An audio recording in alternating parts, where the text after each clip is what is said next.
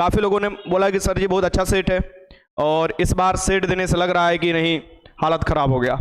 चलो यहाँ से शुरुआत करते हैं। ये आपका फुल मॉक टेस्ट 8 है, और फुल मॉक टेस्ट 8 का हम लोग देखते हैं क्वेश्चन, जो टोटल 100 क्वेश्चन होगा। इसे मैं बड़ा कर देता हूं और आप लोग भी तैयार रहिए। सबसे पहला क्वेश्चन लगाने के लिए आपके सामने सबसे पहला क्वेश्चन है, देखिए। हाँ, सबसे पहला क्वेश्चन लगाइए आप। महात्मा बुद्ध कौशाम्बी किसके राज्यकाल में आए थे? महात्मा बुद्ध कौशाम्बी किसके शासन काल में आए थे, ये आपको बताना है। ये आप क्वेश्चन लगाइए। चलिए सभी लोग क्वेश्चन लगाइए। सर आप ऐप पर सबको ऑब्जेक्टिव करवा दीजिए। ठीक है, ठीक है छोटू, करवा दिया जाएगा। मैं बस आज ही भर और कल भर फिर खाली हो जाऊंगा। हाँ, बीएसएससी का फॉर्म डेट बढ़ गया है, वो तो बढ़ना ही था, इसमें क्या मतलब नया चीज़ है, पहले भी मैं आप लोगों को बताया था कि वो बढ़ता ही है। चलो यहां से हम देखते हैं, यहां से देखो। महात्मा बुद्ध को ज्ञान की प्राप्ति बोध गया में हुआ था। सबसे पहला उपदेश 5 ब्राह्मणों को दिए थे सारनाथ में। सारनाथ का प्राचीन नाम ऋषि पतनम है। 5 ब्राह्मणों को उपदेश दिए, तभी उसको कहा जाता है धर्मचक्र प्रवर्तन। अब ये पूछ रहा है कि महात्मा बुद्ध कौशाम्बी किसके राज्यकाल में आए थे? तो कौशाम्बी के राजा, कौशाम्बी उत्तर प्रदेश में पड़ता है। ये देखो, वो उदयन थे। उदयन के शासन काल में महात्मा बुद्ध आए थे। तो उदयन जब थे, मतलब बोला जाता है कि कौन से राजा किस क्षेत्र में थे, तो उस समय उदयन थे और कौशाम्बी के क्षेत्र में, और महात्मा बुद्ध इनके ही शासन काल में आप देखिएगा आए थे। इसका आंसर क्या हो जाएगा यहाँ पर? बी। क्वेश्चन नंबर 2 देखो। वो 2 वंशज कौन थे जिन्होंने खिलजी शासकों से तत्काल पहले और तत्काल बाद में शासन किया? यानी कि तत्काल पहले और बाद में शासन किया, वो 2 आपको बताना है। तो सबसे पहले गुलाम वंश, जिसे मामूलिक वंश बोला जाता है, इलबिरी वंश बोला जाता है। कुतुबुद्दीन ऐबक ने 1206 में गुलाम वंश की स्थापना किया था। किसने? कुतुबुद्दीन ऐबक ने 1206 में किया था। 1210 में निपट गया था, पोलो खेलते हुए 1210 में वो गिर गया था, मर गया था। ठीक, अब ये उसके बाद इल्तुतमिश आता है, मतलब उसके बाद ही आपको उसके बेटा आता है, लेकिन उसके बाद इल्तुतमिश आ जाता है, जिसे दिल्ली सल्तनत के वास्तविक संस्थापक भी कहा जाता है। अब यहां पर तुम्हारा सवाल देखो क्या बोल रहा है। वे 2 वंशज कौन थे जिन्होंने खिलजी? तो खिलजी को बीच में रखो। सबसे पहले गुलाम आएगा, गुलाम के बाद खिलजी आएगा, खिलजी के बाद तुगलक आएगा, तुगलक के बाद सैयद आएंगे, सैयद के बाद लोदी आएंगे। ठीक, तो गुलाम पहले आएगा, गुलाम के बाद क्या आ जाएगा? खिलजी आ जाएगा, खिलजी के बाद तुगलक आ जाएगा। इसका आंसर क्या हो जाएगा यहाँ पर? सी हो जाएगा। तुगलक के बाद क्या आ जाएगा आपको? सैयद आ जाएगा, सैयद के बाद लोदी। लोदी वंश लास्ट दिल्ली सल्तनत के शासक आपको देखोगे 1526 में लोदी वंश के लास्ट शासक इब्राहिम लोदी जो है, वो बाबर ने इनको हरा देता है पानीपत के प्रथम युद्ध में, और यहां पर मुगल वंश की स्थापना करता है। तो इसका आंसर क्या हो जाएगा यहाँ पर? सी हो जाएगा। क्वेश्चन नंबर 3 देखो। 18वीं शताब्दी में अवध का सबसे पहला वजीर या नवाब कौन बना था? पहला वजीर या नवाब कौन बना था अवध के? आपको पूछता है अवध, और आप लोग जानती हो अवध को 1856 में कुशासन का आरोप लगाकर लॉर्ड डलहौजी हड़प लेता है, राज हड़प नीति के अकॉर्डिंग। ठीक, डॉक्ट्रिन ऑफ लेफ्ट के अकॉर्डिंग। तो यहां पर नवाब कौन थे? नवाब कौन थे बताओ? शहादत अली खान थे या नवाब शहादत खान थे? बताओ। क्वेश्चन नंबर 3 का लगाओ आंसर। बहुत अच्छा, नवाब शहादत अली खान। इसका आंसर क्या हो जाएगा यहाँ पर? डी हो जाएगा। चलो क्वेश्चन नंबर 4। सूची को मिलान कीजिए। सूची दिया हुआ है, इसको मिलान करना है। ये जो सूची 1 है, सूची 2 को मिलान करना है। और ये देख सकते हैं कि सूची 1 और सूची 2 को कहां पर, कौन से जो फैक्ट्री है, मतलब कि वो कहां पर स्थापित किया गया था। यानी कि पांडुचेरी, गोवा, ट्रावणकोर और मद्रास। ये सद्रास नहीं है, ये मद्रास है, इसे मद्रास आप लोग कर लेना। तो कौन लोग कहां पर फैक्ट्री स्थापित किए थे, ये आपको बताना है। आराम से क्वेश्चन लगाओ। अब देखो, पांडिचेरी किसके द्वारा स्थापित किया था? तो पांडिचेरी में आपको स्थापित किया गया था फ्रेंच लोग द्वारा। किसके द्वारा? फ्रेंच लोग द्वारा स्थापित किया गया था, सभी लोग जानते हो।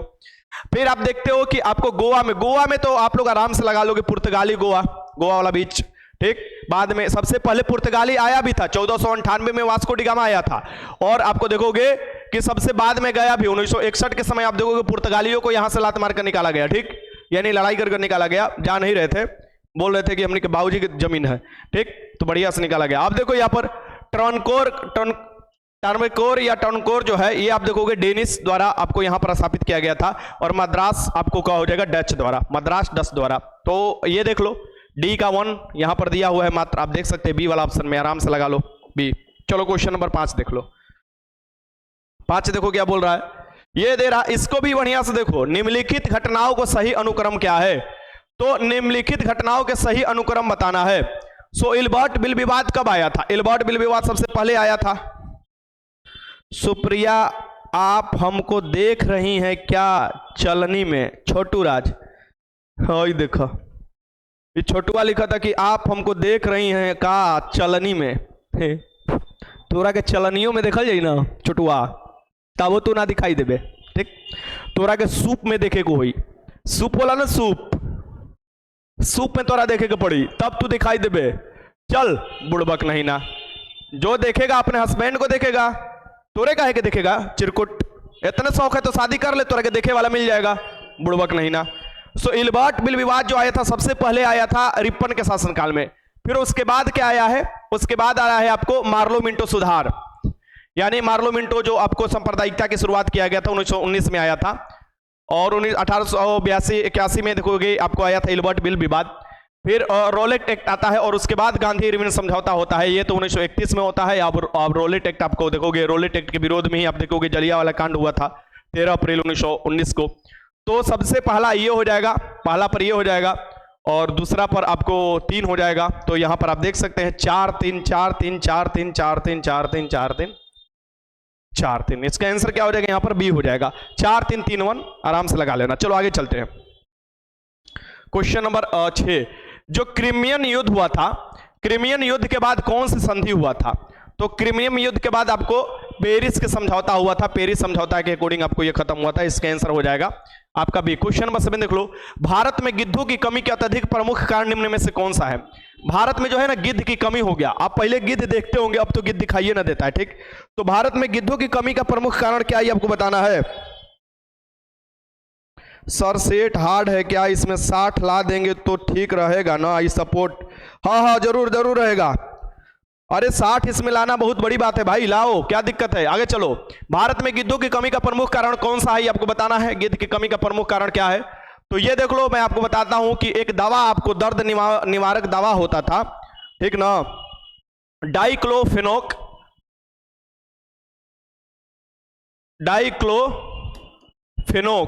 ये जो दवा होता था, ये आपको गाय को खिला दिया जाता था। डाइक्लोफेनोक जो दवा खिला दिया जाता था कि गाय सब दर्द से बुखार से पीड़ित रहती थी तो खिला दिया जाता था।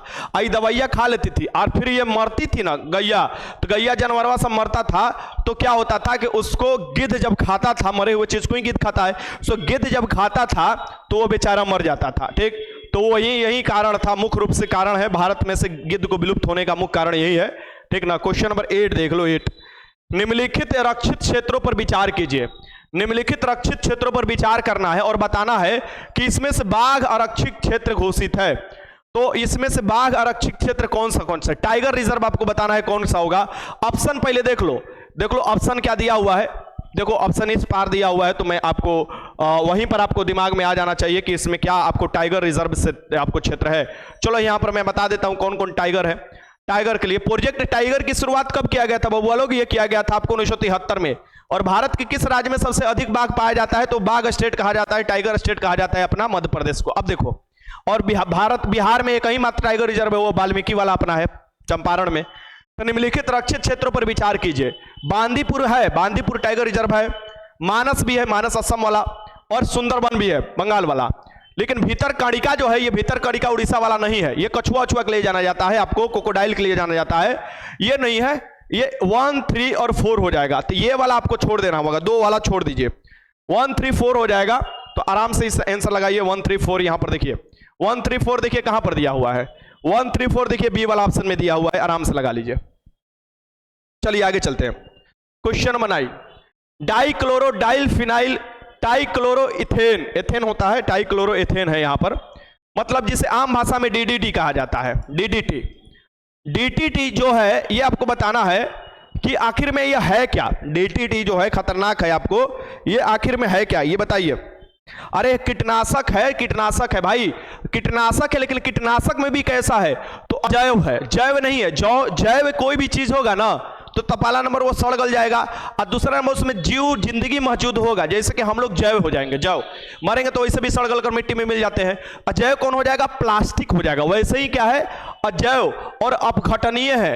अपघटनीय मतलब अजैव, अपघटनीय माने जल्दी ये आपको अपघटित नहीं हो सकता, मिट्टी में नहीं मिलता है, सड़ नहीं गल सकता है। प्रदूषक है, तो इसका आंसर क्या हो जाएगा यहाँ पर? अजैव अपघटनीय प्रदूषक। और इसका प्रयोग किसके लिए पहले किया जाता था? तो कीटनाशक के रूप में किया जाता था, बहुत जगह ये बैन हो चुका है। ठीक, आगे देखो क्वेश्चन नंबर 10 देख लो। खगोल भौतिकी में बाहरी अंतरिक्ष यानी बाह्य अंतरिक्ष में परिकल्पित होल को जहां से तारे और ऊर्जा निकलती है क्या नाम दिया गया है? जहां से तारे और ऊर्जा निकलती है उसमें से आप देखोगे इतना घनत्व उसमें ज्यादा होता है कि उसमें लाइट भी नहीं पार हो सकता है। यह जो कहा जाता है इसे ही कहा जाता है ब्लैक होल। क्या कहा जाता है? Black hole. और ब्लैक होल के सिद्धांत तुम लोग जानते ही हो। एक क्वेश्चन नंबर 11 देख लो। 11 में भी सूची को मिलान करना है। सूची 1 को सूची 2 से सुमिलित कीजिए और सूचियों के नीचे दिए गए कूट का प्रयोग कर सही उत्तर बताइए। ठीक, ये अलग अलग घास के मैदान है, घास के अलग अलग मैदान है, जैसे लानोज है, प्रेरी है, पंपास है, डाउन्स है।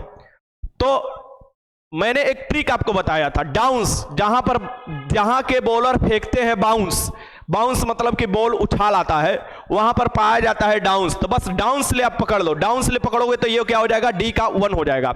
और जब डी का 1 होगा तो तुम आराम से एलिमिनेट कर सकते हो। देख लो, डी का 1 से ही तुम इस क्वेश्चन को एलिमिनेट कर सकते हो। लेकिन ऐसा नहीं कि एक ही चीज याद रखना, नहीं। लानोज कहां होता है? ये बेंजूला में होता है। लानोज कहां घास पाया जाता है? बेंजूला में। तो यहां पर ए लिख दो। पेरेरी कहां पर घास पाया जाता है? यूएसए में पाया जाता है, तो यहां पर बी लिख दो। ठीक। पंपास कहां पर पाया जाता है? अर्जेंटीना में, यहां पर सी लिख दो। और डाउन्स कहां पर है? ऑस्ट्रेलिया में, यहां पर डी लिख दो। तो देख सकते हो कि पहले का आपको दूसरा हो जाएगा, पहले का दूसरा, फिर आपको पेरिस का दूसरा का आपको तीसरा हो जाएगा। तो पहले का दूसरा, दूसरा का तीसरा। अब यहां पर देखो क्या दे रहा है, पंपास। आपको सही बात है, इसका आंसर सी हो जाएगा। चलो सी हो जाएगा, पंपास अर्जेंटीना में। ये घास का मैदान है, एक अपना आपको बगल में ही पाया जाता है। श्रीलंका में घास का मैदान पाया जाता है, पटाना। स्टेपिस घास के मैदान कहां पाया जाता है? तो आपको देखोगे एशिया और यूरोप के सम्मिलित जगह पर आपको पाया जाता है। ठीक। सवाना आप देखोगे अफ्रीका। क्वेश्चन नंबर 12 देखो, क्वेश्चन नंबर 12 क्या दे रहा है? निम्नलिखित में से कौन सी नदी भू आकृति नहीं है? नदी द्वारा बनाया हुआ भू आकृति नहीं है। आपको जो ये महाखंड यहां पर हो जाएगा। महाखंड जो बनाया जाता है जिसे जॉर्ज कहा जाता है, यह भी आपको बनाया जाता है नदी द्वारा। गंभीर खंड यानी कैनियन भी, पहाड़ उड़कड़ जाता है, इसे नदी जब घूमता है तो कैनियन बड़ा बड़ा खंड बन जाता है। गुम्फित ब्रेंड्स बन जाता है, गुफा की तरह अंदर पानी जब घुसता है तो वो आपको चूना उना जो रहता है उसको काटते हुए गुम्फित ग्रेड बन जाता है। लेकिन सर्क नहीं होगा यहां पर, क्या हो जाएगा? सर्क नहीं होगा, ये याद रखिएगा। ये नदी द्वारा नहीं बनाया जाता। इसका आंसर क्या हो जाएगा? यहां पर ए हो जाएगा। क्वेश्चन नंबर 13 देख लो। 10 डिग्री चैनल किसके बीच में पाया जाता है? 10 डिग्री जो चैनल पाया जाता है बताना है आपको। 10 डिग्री जो चैनल पाया जाता है, 10 डिग्री चैनल, ये किसके बीच में पाया जाता है? तो ये पाया जाता है अंडमान निकोबार के बीच में। लेकिन अंडमान निकोबार के बीच में भी कौन कौन पार्ट्स में? तो लिटिल अंडमान यानी छोटा वाला अंडमान, और कार निकोबार, इस दोनों के बीच में क्या पाया जाता है? आपको 10 डिग्री चैनल पाया जाता है। इस बात को भली बात याद रखिएगा। इसका आंसर क्या हो जाएगा? यहां पर सी हो जाएगा, सी। चलो क्वेश्चन नंबर 14 देख लो। भारतीय भूविज्ञानिक सर्वेक्षण की स्थापना कब की गई थी? भारतीय भूविज्ञानिक सर्वेक्षण की स्थापना कब की गई थी आपको बताना है। तो भारतीय भूविज्ञानिक सर्वेक्षण की स्थापना एकदम टू द पॉइंट याद रखो, ये कब की गई थी? 1851 में की गई थी। क्वेश्चन 15 देखो, क्वेश्चन 15 को मिलान करो। निम्नलिखित को सुमिलित कीजिए, निम्नलिखित को सुमिलित कीजिए। क्या बोल रहा है? सौगान दे रहा है, देवदार दे रहा है, सुंदरी दे रहा है, सिनकोना दे रहा है। यह वृक्ष के प्रकार है। और ये वृक्ष के प्रकार कहां पर, कौन से वृक्ष के प्रकार पाए जाते हैं बताना है। कौन से वृक्ष के प्रकार कहां पाए जाते हैं? देखो, अब आप लोगों को पहले हलवा जैसा क्वेश्चन नहीं लगाना है। क्वेश्चन का स्टैंडर्ड बढ़ेगा, आपके आगे के जो भी एग्जाम है उसमें भी फायदामंद होगा। और बिहार पुलिस में तो हलवा एकदम आराम से क्वेश्चन कर आओगे, उस स्टैंडर्ड तक मुझे ले जाना है। तो आप लोग घबराओ नहीं, सेट इसलिए देते कि घर पर बढ़िया से लगा लो तुम लोग। ठीक। सगौन देखोगे, ये सगौन का वृक्ष किसके लिए प्रसिद्ध है आपको बताना है। तो सगौन कहां पर? मध्य भारत में पाया जाता है। सगौन देखोगे कहां पर पाया जाता है? मध्य भारत में, एमपी में भी पाया जाता है, मध्य प्रदेश में भी। सगौन के ही देखोगे जो लकड़ी होता है बड़ी मजबूत होता है, और लकड़ी का हुत्था, जो बंदूक का हुत्था बनता है ना, वो सगौन का इसमें इस्तेमाल किया जाता है। जो बंदूक नहीं पहले आता था, मार देता था लोग हुथवा से तो लोग गिर जाता था, उसमें सगवान के लकड़ी का इस्तेमाल किया जाता है। सॉरी। चलो फिर आता है देवदार। सो देवदार कहां पर ये मिलता है? तो हिमालय वाले क्षेत्र में देखोगे देवदार के वृक्ष आपको, मतलब हिमालय के उच्च क्षेत्रों में। फिर सुंदरी तो सुंदरबन में पाया जाता है। नाम ही इसका सुंदरबन इसी पर पड़ा कि सुंदरी नामक आपको यहां पर पेड़ पौधे पाए जाते हैं, सुंदरी नमक आपको पाए जाते हैं, इसलिए यहां पर इसका नाम सुंदरबन डेल्टा पड़ा। ठीक। सिनकोना ये हिमालय के तराई क्षेत्र में मिलता है, मलेरिया रोग के लिए भी उत्तरदायी होता है। सो इसका आंसर क्या निकल कर आ जाएगा? 15 के आंसर बी। 15 के आंसर बी, बहुत अच्छा। चुनौती स्वीकार है। आपके जितना हार्ड क्वेश्चन लाइए, 100 में तो 65 क्वेश्चन यही तो करेंगा ही। ई तेगो अलगे कर, चुनौती स्वीकार है। लग रहा है यहाँ पर युद्ध होने जा रहा है। चुनौती स्वीकार है। हम काहे के लिए तुमको चुनौती देने जाए भाई? वर्तमान में लोकसभा के विपक्ष के नेता कौन है? देखो, कोई भी विपक्ष के नेता होने के लिए यह पूछा जाता है कि कितना % आपको चाहिए सीट उनका। मान लो कोई पार्टी है और लोकसभा में विपक्ष के नेता उसका, उस पार्टी का, सो अभी कांग्रेस के ये है अधीर रंजन चौधरी, तो 1/10 चाहिए होता है। 1/10 मतलब कि 10% कम से कम आपको उनके जो पार्टी के लोग हैं अगर विरोध में रहेंगे तो उन्हें आपको नेता चुनने का अधिकार होता है। सो यहां पर क्या हो जाएंगे? यहां पर अधीर रंजन चौधरी हो जाएंगे। इसका आंसर क्या हो जाएगा? यहां पर ए हो जाएगा। क्वेश्चन नंबर 17 देख लो। वर्तमान में देश की कुल वन और वृक्षावरण प्रतिशत कितना है? तो वर्तमान में वन और वृक्षावरण मतलब कि वृक्ष सब मिलाकर परसेंटेज देखा जाए तो ये हो जाता है, हर 2 साल पर इसका गणना होता है, 24.62% है। बहुत मस्त क्वेश्चन है, याद रखिएगा। सबसे अधिक जो वृक्ष और वृक्षावरण है ये मध्य प्रदेश में है, परसेंटेज के हिसाब से मिजोरम में है, ठीक, तो ये भी याद रखिएगा। और क्षेत्रफल से मध्य प्रदेश में। इसका आंसर क्या हो जाएगा? यहाँ पर ए। क्वेश्चन नंबर 18 देख लो। मुख्यमंत्री कौशल उन्नयन रोजगार योजना किस राज्य सरकार द्वारा शुरू किया गया है? ये देख लो क्या बोल रहा है। मुख्यमंत्री कौशल उन्नयन रोजगार योजना किस राज्य सरकार द्वारा स्टार्ट किया गया है? बताओ, हलवा क्वेश्चन है। 18 करंट अफेयर भी पढ़ते रहो। तो मुख्यमंत्री कौशल रोजगार योजना जो है ये उत्तराखंड द्वारा, उत्तराखंड 2000 में देखोगे कहां से अलग हुआ था? यूपी से अलग हुआ था, उत्तर प्रदेश से अलग हुआ था। इसका पहले नाम उत्तरांचल था। इसके आंसर क्या हो जाएगा? यहाँ पर सी हो जाएगा। जिम कार्बेट नेशनल पार्क यहीं पाया जाता है। सबसे पहला नेशनल पार्क आप देखोगे जिम कार्बेट नेशनल पार्क। आपको अब रामगंगा नेशनल पार्क उसका नाम रख दिया गया है, नदी है रामगंगा उसी के नाम पर। क्वेश्चन नंबर 19 देख लो। 19, दुनिया का पहला एशियाई किंग गिद्ध संरक्षण और प्रजनन केंद्र कहाँ स्थित है? दुनिया का पहला एशियाई किंग गिद्ध संरक्षण और प्रजनन केंद्र जो स्थित है यह है आपका उत्तर प्रदेश में। इसका आंसर क्या हो जाएगा? यहाँ पर डी हो जाएगा, दुनिया का पहला। क्वेश्चन नंबर 20 देखो। कोप इंडिया 2023 के वायुसेना युद्धाभ्यास, कोप इंडिया वायुसेना युद्धाभ्यास यानी कोप इंडिया 2023 वायुसेना युद्धाभ्यास जो एयरफोर्स एक्सरसाइज है, आपको देखोगे 2 देशों के बीच में जो होता है, सेना के बीच में, ये अमेरिका और भारत के बीच में। कौन है? अमेरिका और भारत। इसका आंसर क्या हो जाएगा? बी हो जाएगा। क्वेश्चन नंबर 21 देखो। विश्व मलेरिया दिवस कब मनाया जाता है? ये बताना है।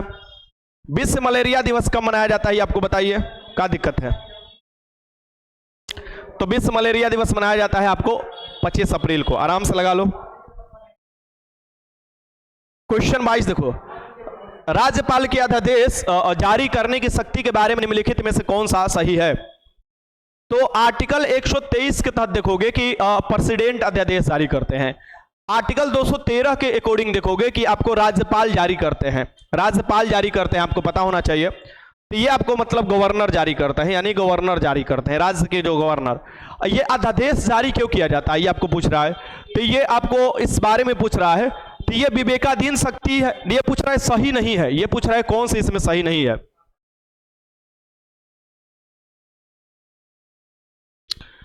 यह विवेकाधीन शक्ति नहीं है, ये एकदम आपको सही है।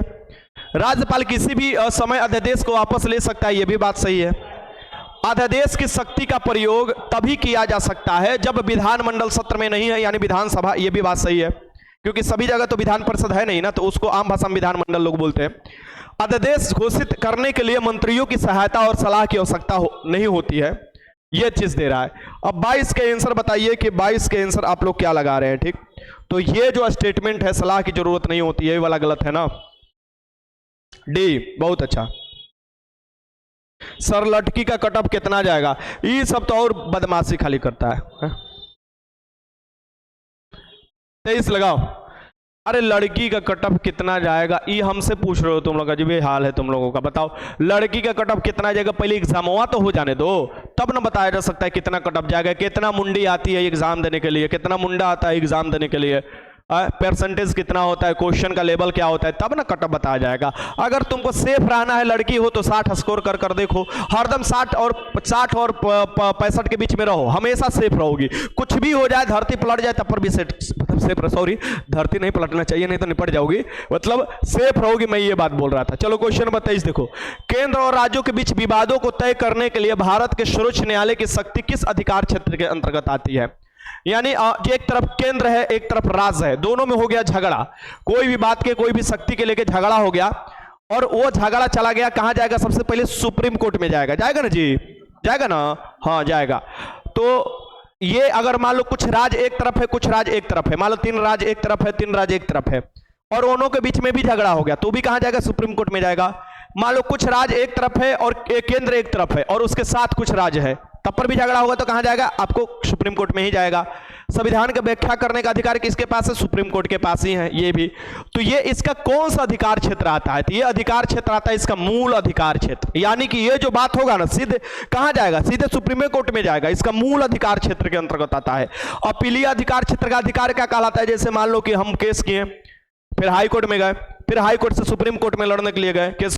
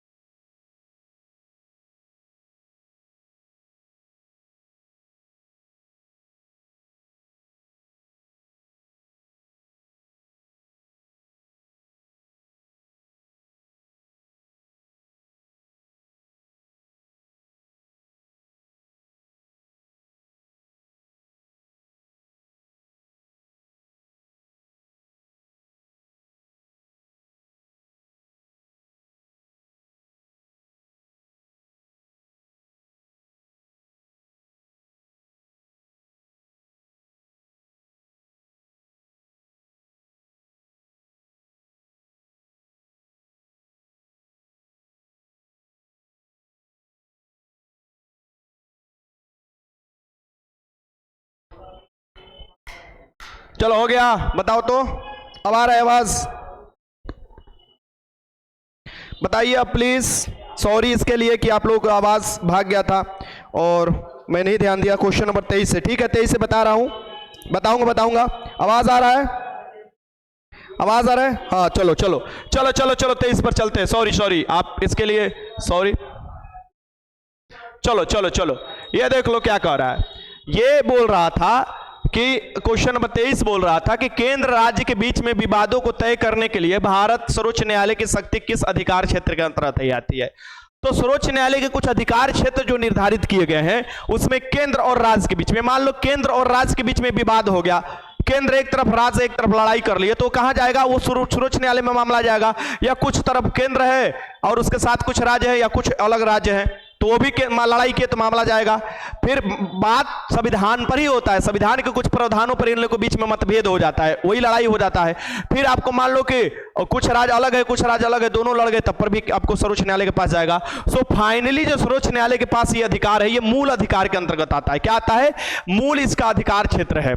यानी जब भी विवाद होगा केंद्र और राज्यों के बीच में, वो विवाद कहां जाएगा? वो आपको सुप्रीम कोर्ट में ही जाएगा। इस बात को भली बात याद रखिएगा। तो इसका आंसर क्या हो जाएगा? डी। अब अपीलीय क्षेत्राधिकार, जैसे कि मैंने केस किया, मैं डिस्ट्रिक्ट में केस किया, फिर उसका हाई कोर्ट में गया, हाई कोर्ट से अपील कर मैंने सुप्रीम कोर्ट में गया अपील कर सो वो केस हो जाता है, वो अपीलीय क्षेत्राधिकार के अंतर्गत आता है। फिर आता है सलाहकारी क्षेत्राधिकार, जैसे कि राष्ट्रपति जो है आर्टिकल 143 के तहत सलाह मांगते हैं कानूनी विषय पर सर्वोच्च न्यायालय से, वो सलाहकारी हो जाएगा। संवैधानिक जो हो जाएगा, जो कि इसके पास शक्ति दिया हुआ है संवैधानिक अधिकार के अंतर्गत। क्वेश्चन नंबर 24 देख लो, भारत के महान्यायवादी के बारे में बताना है। सर मेरा 55 का बीच में, सर मेरे तो 55 का बीच में ही टेस्ट में आता है, मनीषा कुमारी। अरे कोई बात नहीं यार, मतलब अब चलो लगाओ, तुम लोग क्वेश्चन लगाओ, 55 आवे 56 आवे 57 आवे, कोशिश करो बढ़ाने के लिए। अभी कहें हताश निराश उदास हो जाते हो? हाँ अभी बहुते टाइम है। चलो, अटॉर्नी जनरल ऑफ इंडिया, अभी तो आप लोगों को परसों रोज से देखोगे कि 50 क्वेश्चन साइंस का मैं लेकर आ रहा हूं। जो आप लोगों ने बंद करवाया था वो क्वेश्चन मैं लेकर आ रहा हूं, और क्वेश्चन देखोगे तुम लोग दिल का गदगद हो जाओगे। जो मार देते थे टिप टिप टिप ना, हर एक क्वेश्चन में कॉन्सेप्ट सिखा कर जाएंगे, और ऐसा कॉन्सेप्ट कि आप कहोगे आप लेवल बीपीएससी यूपीएससी लेवल तक साइंस का क्वेश्चन ऐसे चुटकी में सॉल्व करोगे। ठीक, ऐसा साइंस का कॉन्सेप्ट सिखा कर जाएंगे। डेली 50 क्वेश्चन कराएंगे दरोगा एग्जाम तक। बिहार पुलिस में फायदा हो जाएगा, बिहार एसएससी में फायदा हो जाएगा, बिहार दरोगा में फायदा हो जाएगा, बीपीएससी के पीटी में फायदा हो जाएगा, गर्दा मचा दोगे। 50 क्वेश्चन ये आएगा, और रात को एक 50 क्वेश्चन जीके का आएगा। 50 क्वेश्चन जीके वाला, इसमें सिर्फ क्या रहेगा? हिस्ट्री, पॉलिटी, ज्योग्राफी, इकोनॉमी और आपको मिसलेनियस, सिर्फ इसमें ये दोनों सेशन खाली लगाते रहना तुम लोग। फिर देखो तुम लोग का जीके कोई हाथ ना मिलाएगा, इतना तगड़ा तगड़ा जीके निकाल कर आ रहे हैं। क्या चिंता कर रहे हो तुम लोग? ठीक, बस 2 दिन और वेट करो, समय बता देंगे तुम लोगों को। 2 दिन वेट करो, टेलीग्राम पर अपडेट दे देंगे। चार्ज वाला बैटरी ले लेते, सही बात है, चार्ज वाला बैटरी ले लेते, अब ले लेंगे बाद में। चलो, भारत के महान्यायवादी के विषय में निम्नलिखित कथनों पर विचार कीजिए। महान्यायवादी, आर्टिकल 76 में क्या दिया रहता है? महान्यायवादी के बारे में दिया हुआ है। ये भारत सरकार के सबसे बड़े कानूनी अधिकारी होते हैं। वो भारत के राष्ट्रपति द्वारा नियुक्त किए जाते हैं। एकदम बात सही है, भारत के राष्ट्रपति नियुक्त करते हैं, और भारत के राष्ट्रपति के प्रसाद पर्यंत अपना पद धारण करते हैं। यानी कि राष्ट्रपति जब चाहे इनको हटा सकते हैं। ठीक, उसमें वही योग्यता होनी चाहिए जो सर्वोच्च न्यायालय के न्यायाधीश बनने के लिए योग्यता होनी चाहिए। भी बात सही है, एकदम सही है। उसे संसद के किसी भी सदन का सदस्य होना चाहिए, नहीं सदस्य नहीं होना चाहिए। देखो, अटॉर्नी जनरल होता है भारत सरकार के सबसे बड़े कानूनी अधिकारी, वो किसी भी सदन में उपस्थित हो सकता है, बोल सकता है। ठीक, ये बात ध्यान में रखना, लेकिन वोट नहीं दे सकता, क्योंकि वह सदन का सदस्य नहीं होता है, नहीं को उसको योग्यता में होनी चाहिए। ये गलत दिया हुआ है। संसद द्वारा महाभियोग लगाकर उसे हटाया जा सकता है, महाभियोग प्रक्रिया नहीं, ये राष्ट्रपति के प्रसाद पर अपना पद धारण करते हैं। सो ये दोनों गलत है। इसका आंसर क्या हो जाएगा? यहां पर 1 और 2 हो जाएगा। आगे चलते हैं। चलो, क्वेश्चन नंबर 25 देखो, भारत के नियंत्रक महालेखक परीक्षक के ऑडिट रिपोर्ट का परीक्षण कौन करता है? भारत के नियंत्रक महालेखक परीक्षक क्या होते हैं? ये watch dog of Indian public purse होते हैं। यानी कि आपके पैसा का क्या होते हैं? देख रेख होते हैं। आपके पैसा का देखने वाले कुत्ता नहीं होते। वॉच डॉग मतलब होता है जो देख रेख करता है। जैसे कि आपके घर का जो प्यून देख रेख करते हैं, उन्हें हम कहते हैं watch dog of my house. वैसे ही कहा जाता है watch dog of my money, Indian public money. कौन होता है वॉचडॉग उसका? तो वो होता है तुम्हारा कैग होता है। कैग के बारे में देखोगे आर्टिकल 148 से लेकर 151 के बीच में भाग पूछे तो भाग 5 में इसका वर्णन आपको देखने को मिलता है। संविधान के भाग 5 क्या है? ये सबसे बड़ा भाग है, ये भी ध्यान में रखिएगा। अब इसकी नियुक्ति जो किया जाता है राष्ट्रपति द्वारा किया जाता है। सो ये एक रिपोर्ट तैयार करता है कि कहां पर कितना कितना पैसा खर्चा हुआ, कहां से पैसा निकल कर जाया, और उसी पर फिर घोटाला निकल कर आता है। तो यहां पर देखोगे इसके रिपोर्ट के जो ऑडिट करता है वो करता है लोक लेखा समिति। सो लोक लेखा समिति जो है इसमें सदस्यों की संख्या टोटल 22 होता है, जिसमें से आप देखोगे आपको 15 जो होते हैं लोकसभा से होते हैं और 7 जो होते हैं राज्यसभा के सदस्य होते हैं। जो हमारे समिति में देखोगे प्राक्कलन समिति सबसे बड़ी समिति है, इसमें टोटल देखोगे सदस्यों की संख्या 30 होता है, जो कि टोटल का टोटल लोकसभा के सदस्य होते हैं इसमें। सो इसका आंसर क्या हो जाएगा, यहां पर सी हो जाएगा, यही ऑडिट करता है। क्वेश्चन नंबर 26 देख लो, निम्नलिखित में से कौन से सुमिलित नहीं है। चलो आगे क्वेश्चन पर, इसमें से बताना है कौन से सुमिलित नहीं है। अनुच्छेद 14 विधि के अनुसार समानता, यह दिया हुआ है। अनुच्छेद 16 समानता अवसर, अवसर में समानता, अवसर में समानता, जैसे कि तुमको अनुच्छेद 15 और अनुच्छेद 16 एक आपको एडमिशन में बताता है, एक सरकारी नौकरी में अवसर के बारे में बताता है, ठीक। अनुच्छेद 17 देखो उपाधियों का समापन, उपाधियों का समापन जो है आर्टिकल 18 में है।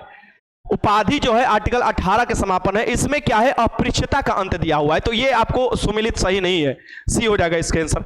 अनुच्छेद 18 दे रहा है सैनिक उपाधियों की अनुमति, जैसे कुछ सैनिक उपाधियों को अनुमति दिया जाता है, जो भारत रत्न दिया जाता है, पद्म विभूषण दिया जाता है, ये सब जो दिया जाता है लकड़ इसी अनुच्छेद के तहत दिया जाता है, ठीक। तो इसका आंसर क्या हो जाएगा, यहाँ पर सी हो जाएगा, ये अपृच्छता के अंत के बारे में बताता है अनुच्छेद 17। सो ये फंडामेंटल राइट के जो अनुच्छेद थे वही मिलान करना था। अब ये देखिए क्वेश्चन जो है कि निम्नलिखित कथनों पर विचार कीजिए, निम्नलिखित कथनों पर विचार कीजिए, क्वेश्चन नंबर 27 है। अब ये कौन सा कथन है वो पहले हम लोग देख लेते हैं। चलो ये देखो यहां से, अब ये कथन जो है इसे देखो, ये देखो क्या कह रहा है, भारतीय संविधान में कोई संशोधन लाने का उपकरण किया जा सकता है।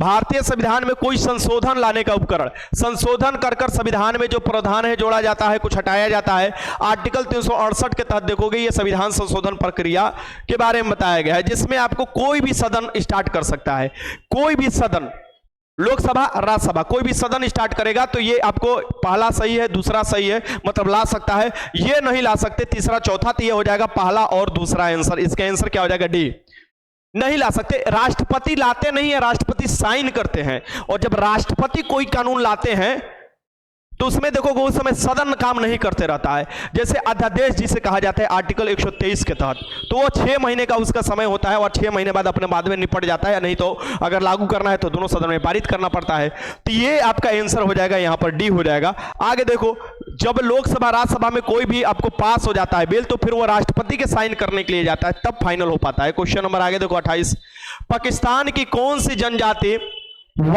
वंजीरी नृत्य करती है। वंजीरी जो नृत्य करती है ये एक पारंपरिक नृत्य है। वंजूरी ऐसे ऐसे ऐसे ऐसे ऐसे लोग नाचता नहीं है, देखोगे पूरा पहन कर बड़ा बड़ा लंबा लंबा होता है। ये कौन से समुदाय है, तो ये समुदाय पश्तून समुदाय है। पश्तून समुदाय के लोग जो है ऐसे से हाथ हाथ ऐसे ऐसे फला फला कर, देखो टोपी उपी लगाकर पूरा ऐसे से गोल गोल घूम घूम नाचते हैं। तो ये कौन होता है, यही होता है, ठीक ना, पश्तून। पश्तून आप देखोगे पश्तून होता है, ठीक, हाँ पश्तून लोग। जैसे हम लोग के तरफ आदिवासी डांस नहीं होता है वैसे ही। चलो इसका आंसर क्या हो जाएगा, यहां पर सी हो जाएगा। आगे देखते हैं क्वेश्चन नंबर 29 देख लो, मार्स ऑर्बिटर मिशन का प्रशिक्षण यान जो मार्स छोड़ा गया था, ये आपको इसका प्रशिक्षण यान यानी कि जो यान से छोड़ा गया था उस यान का आपको नाम बताना है कि क्या होगा। हाँ उस यान का नाम बताइए क्या होगा। नाच कर दिखाओ सर जी तब समझूंगी, मिनी बर्नवाल। तोरे शादी हो जाएगा ना, तो शादी होगा तो हम खूब नाचेंगे ओकरा में, लेकिन तो शादी होगा हम खूब नाचेंगे ओकरा में कब, जब तुम किसी को पसंद कैले रहोगे ओकरा ले शादी नहीं होगा, ठीक। तब बहुत बिजोड़ डांस किया जाएगा, एकदम चौचक नागिन डांस किया जाएगा, एकदम मुंह में पैसा फंसा के, ठीक ना। तो तब डांस करेंगे तो तोरा समझ में आएगा, ठीक। हेलो, हाँ अरे अभी क्लास करा रहे हैं, लाइव है। हाँ चल निकल चलो, तो ये कौन से था, PSLV C25, PSLV C25 द्वारा ही आपको छोड़ा गया था। इसका आंसर क्या हो जाएगा, बी। क्वेश्चन नंबर 30 देख लो, क्वेश्चन 30 देखो, हाँ बोलो, हाँ चलो चलो रखो रखो बदमाश। चलो यहां पर डर्बी ट्रॉफी, डर्बी जो ट्रॉफी है ये किस खेल से संबंधित है? डर्बी जो ट्रॉफी किया जाता है ये घोड़सवार वाला खेल में दिया जाता है। इसका आंसर हो जाएगा घोड़दौड़ में। इसका आंसर क्या हो जाएगा? ए। क्वेश्चन नंबर 31 देखो, पुस्तक विक्ट्री सिटी के लेखक कौन है? विक्ट्री मतलब विजेता होता है आपको, तो विक्ट्री सिटी का मतलब कौन है ये बताना है। ये पुस्तक के लेखक कौन है? विक्ट्री सिटी के पुस्तक के लेखक का नाम बताना है। बताओ सब लोग। सर जी टेलीग्राम पर पीडीएफ नहीं मिल रहा है। हे भगवान, 12-1 बजे पीडीएफ हम डाल दिए हैं।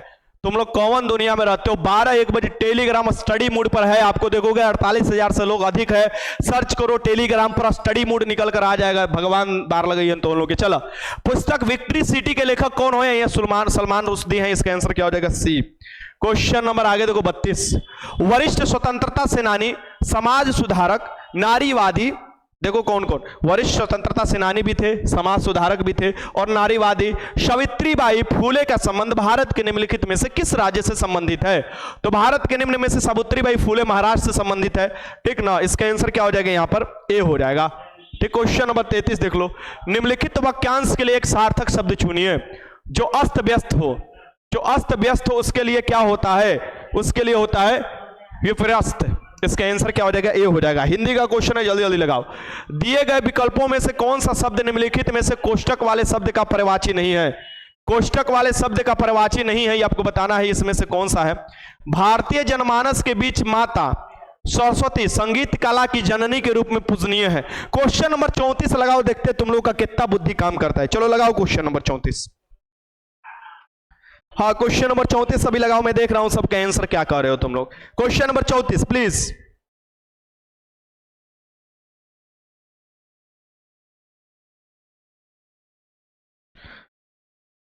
क्वेश्चन नंबर, आपका फेक एक टेलीग्राम बनाया, बहुत से लोग टेलीग्राम बनाए हुए। अब हम उसके लिए क्या करें बताओ? बनाने दो। बहुत अच्छा, ये देख लो, ये देख लो कितना एकरे में जल्दीबाजी में बी और ई और डी लगा रहा है। अभी सबको क्या किया जाए? इस सबको ले जाकर गड्ढा में फेंक दिया जाए। आए? चलो यहाँ पर ये क्या दे रहा है? ये दे रहा है कि कौन सा शब्द पर्यायवाची नहीं है बबुआ, ये ध्यान में देता रहना, ठीक। तो देखो, मां सरस्वती को क्या बोला जाता है? बिमला बोला जाता है, शारदा बोला जाता है, हंसवाहिनी बोला जाता है। ये सब जयकारा नहीं लगाते हो सरस्वती पूजा को, तो ये कौन सा नहीं होगा? तो ये सहचरी नहीं होगा। ये इसका आंसर हो जाएगा सी। सी हो जाएगा।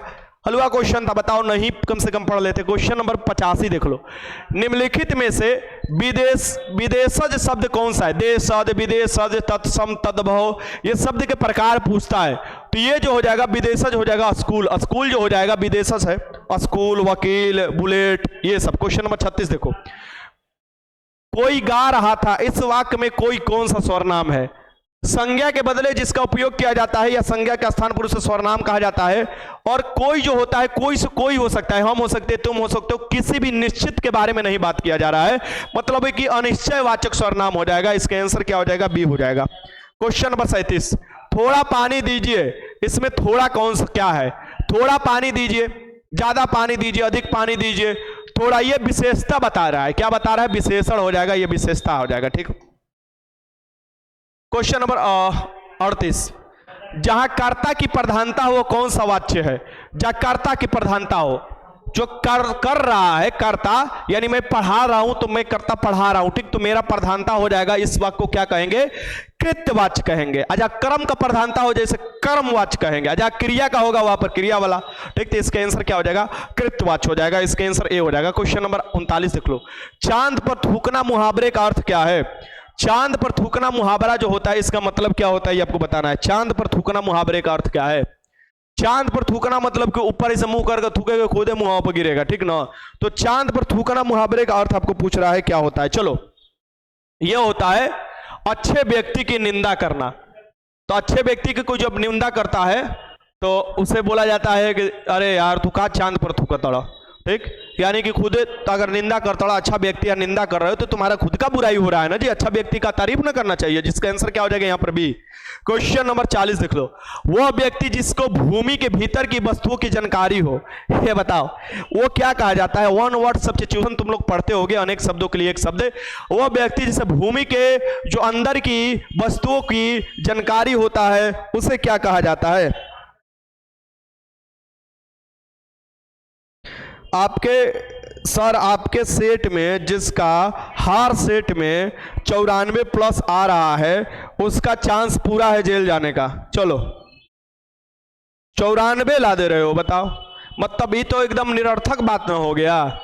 आज जो ये बोल रहा है ना कि सर जी आपके सेट में हम 94 ला देंगे, भैया तोरा पहले हाथ जोड़ के बोल रहे तू हमारा पास एक दिन आओ, ठीक, तू हमारे पास आओ, हमारे से सेट देंगे, तू 94 ला के दिखा, ठीक।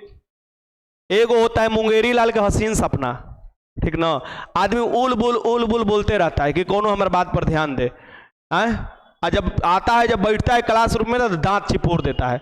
तो उल बुल बोलने से कोई फायदा है ना। 94 मतलब समझ रहे हो, भूगर्भ वेता इसे कहा जाता है, भूगर्भ विज्ञानी कहा जाता है, इस बात को ध्यान में रखिएगा, इससे जो अंदर की चीजें को जाने, ठीक। इसके आंसर क्या हो जाएगा सी।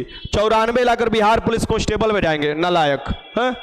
अरे जो 94 लाएगा वो बिहार पुलिस कांस्टेबल का बनेगा, यूपीएससी की तैयारी करे, और तैयारी ना करे वो कुछ और बन जाएगा, वैज्ञानिक बन जाएगा। बताओ, select the most appropriate option to fill in the blank, ठीक। तो ये बताना है क्या होगा। He seized a thief by his and force him to answer। इसका देख लो क्या भरना है भाई, तो क्या होगा, colours, collar, collar, collar. Collar के लिए क्या होता है, अरे कोई थीप को पकड़ा जाता है ना कॉलर से, वही पूछ रहा है, ठीक। तो कॉलर का क्या होता है, कॉलर ये वाला कॉलर, ये होता है आपको डी हो जाएगा इसका आंसर। इसलिए मैं आप लोगों को पीडीएफ दे देता हूं कि आप लोग घर पर पहले लगा लीजिए, फिर सोल्यूशन हम करा देंगे। अब यहां पर देखिए, the train will start 40 minutes from now, the train will be start with in 40 minutes from now. इसका आंसर क्या हो जाएगा, यहां पर बी हो जाएगा। आगे देखते हैं question number 43, fill in the blank with the correct form of verb from the words given below, ठीक। एगो ऐसे ही पढ़ा रहे थे तो एगो लड़का आया, बहुत अच्छा लड़का था, मतलब गुस्सा हम नहीं थे उस पर, और बोला कि सर जी हम जब भी आपका सेट लगाते हैं ना 80 नंबर आता है, हम जो सेट लगाते हो सब में, हाँ सर जी 80 82 83। तो हम बोले लगले सेट लगाओ, सेट रख ले थे, दे दिए। बताए तुमको कितना स्कोर आया, 62 आया उसका। तो हमने बोले क्या हार्ड है क्या सेट, बताओ, हाँ सर जी आज का सेट हार्ड है। मैंने बोला एगो और सेट लगाओ, ये लो सेट लगाओ। वो सेट जो वो लगा कर बोल रहा है, वो सेट जो कि मैं करा चुका हूं, वो सेट मैंने उसको दिया, फिर कितना आया, 60 नंबर आया।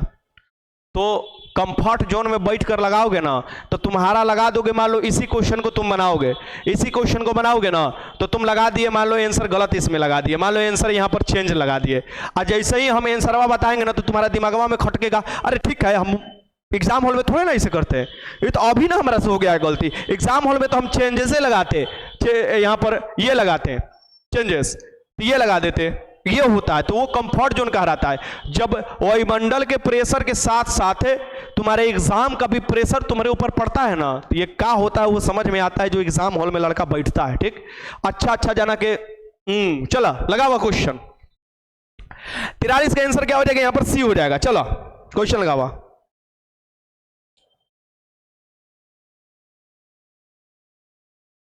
अग्निवीर ट्रेनिंग छोड़कर आया हूं, अगर बिहार पुलिस बन गया ना तो कसम से उस दिन आपके पास आके कहेंगे कि मैं हूं 94 वाला। चल भाई तोरा हम कुछ ना बोल रहे हैं, ठीक। अग्निवीर के ट्रेनिंग छोड़कर आए हो, एकरा मतलब क्या हम समझे, बताओ कि 94 लगा रहे हो तुम, छोड़ो हटाओ, बबुआ हो छोड़ो हटाओ। आगे देखो, choose the correct synonym of the given word below. Abundant मतलब क्या होता है, अबाउंडेंट मतलब क्या होता है, अबाउंडेंट मतलब होता है, बताओ इसका आपको क्या पूछ रहा है, सिनोनिम पूछ रहा है। सिनोनिम क्या हो जाएगा, अबाउंडेंट मतलब पाए जाना प्रचुर मात्रा में, ठीक।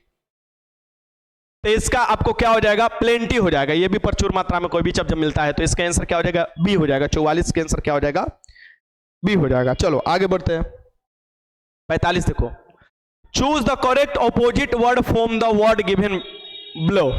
ये बताओ इसका आपको अपोजिट वर्ड बताना है। क्रोनिक, क्रोनिक मतलब होता है क्या बताइए, क्रोनिक मतलब अस्तित्व आ रहा है, पहले से आ रहा है, चलते हुए अस्थाई बनाते हुए, उसे क्रोनिक के रूप में करते हैं। इसका आपको क्या हो जाएगा, टेम्पोररी हो जाएगा। इसका आंसर क्या हो जाएगा, डी हो जाएगा आपका एंटोनिम।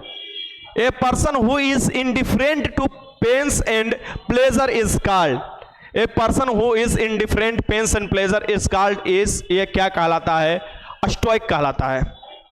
46 का आंसर क्या हो जाएगा यहाँ पर? सी हो जाएगा। आगे देखो question number 47, find the wrongly spelled word. Wrongly spelled word क्या हो जाएगा यहाँ पर आपको बताना है।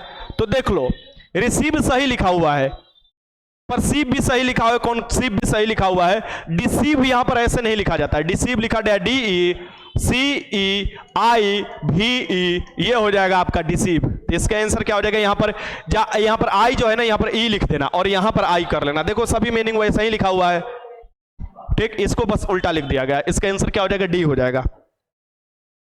क्वेश्चन नंबर 48, खेलो इंडिया यूथ गेम पहले क्या कहलाता था?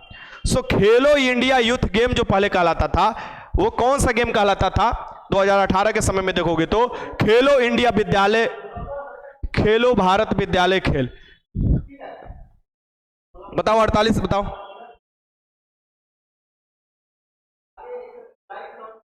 गुरुजी हम गोपालगंज से हैं, ठीक है।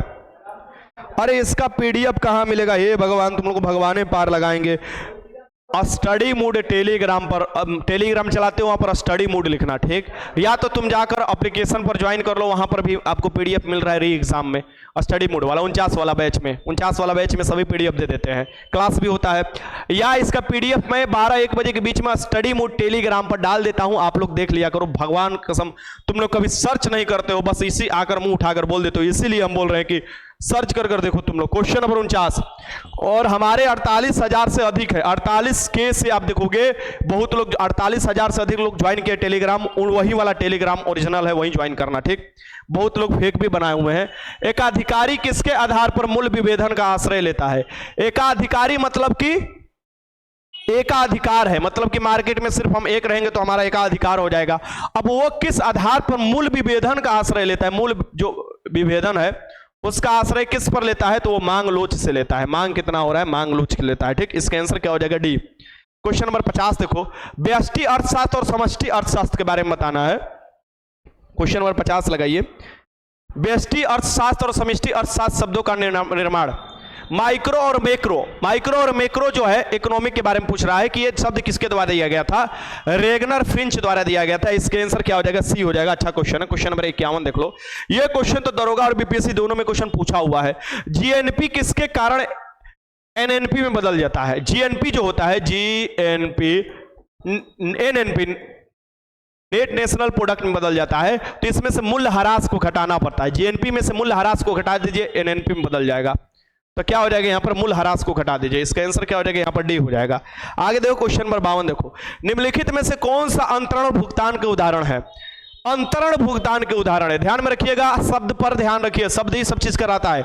निम्नलिखित में से कौन से या कौन सा अंतरण भुगतान के उदाहरण है? अंतरण भुगतान किया जाता है बेरोजगारी भत्ता के रूप में, अंतरण भुगतान किया जाता है वृद्धावस्था पेंशन के रूप में, अंतरण भुगतान किया जाएगा सामाजिक सुरक्षा भुगतान के रूप में, अंतरण भुगतान किया जाएगा विकलांग अगर कोई है उसको पैसा सरकार द्वारा दिया जाता है, अंतरण भुगतान किया जाएगा कि अगर किसी को कोई खास अगर वजह से कुछ अगर वो समाज में उससे दूर है और उसको मेन धारा में लाने के लिए या उसको जो उपार्जन के लिए पैसा दिया जाता है, वो ये नहीं कि जॉब कर रहे हैं उसका पैसा दिया जाए, मेहनत कर रहे हैं उसका पैसा दे, ये नहीं, ठीक। तो ये वेतन का भुगतान सबसे पहले काट दो, ये काम खत्म हो जाएगा, बाकी तीनों में आपको दिया जाता है।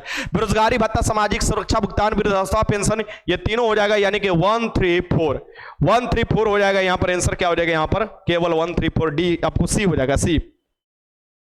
53 देख लो, टी मोल्थस ने माल्थुसियन थ्योरी यहां पर होना चाहिए, माल्थुसियन थ्योरी दिया था। माल्थस ने माल्थुसियन थ्योरी दिया था। जो प्रसिद्ध आपको थ्योरी था इनका, वो किससे संबंधित है? तो माल्थस ने माल्थस थ्योरी जब दिया था, बहुत खतरनाक थ्योरी है, बहुत मस्त थ्योरी है।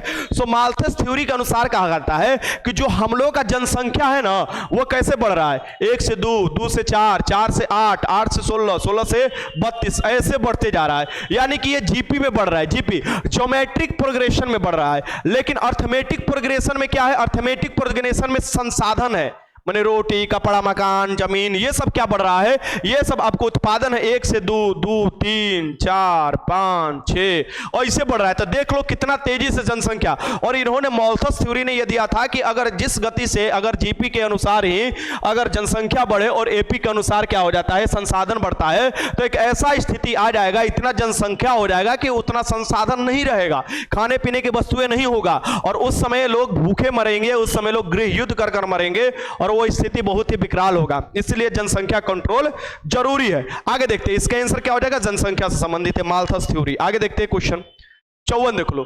निम्नलिखित में से संगीतकारों और उनके वाद्य यंत्रों की कौन सी जोड़ी गलत है? ये कौन से जोड़ी गलत है? संगीतकार जो होते हैं और उनका जो आपको बजाते हैं पेपे पेपे, या हाथ से बजाते हैं या बांसुरी बजाते हैं, ये सब बजाते हैं, उससे कौन सा है? अब नेटवर्क की खातिर क्या किया जाए भाई, चलो लगाओ क्वेश्चन लगाइए।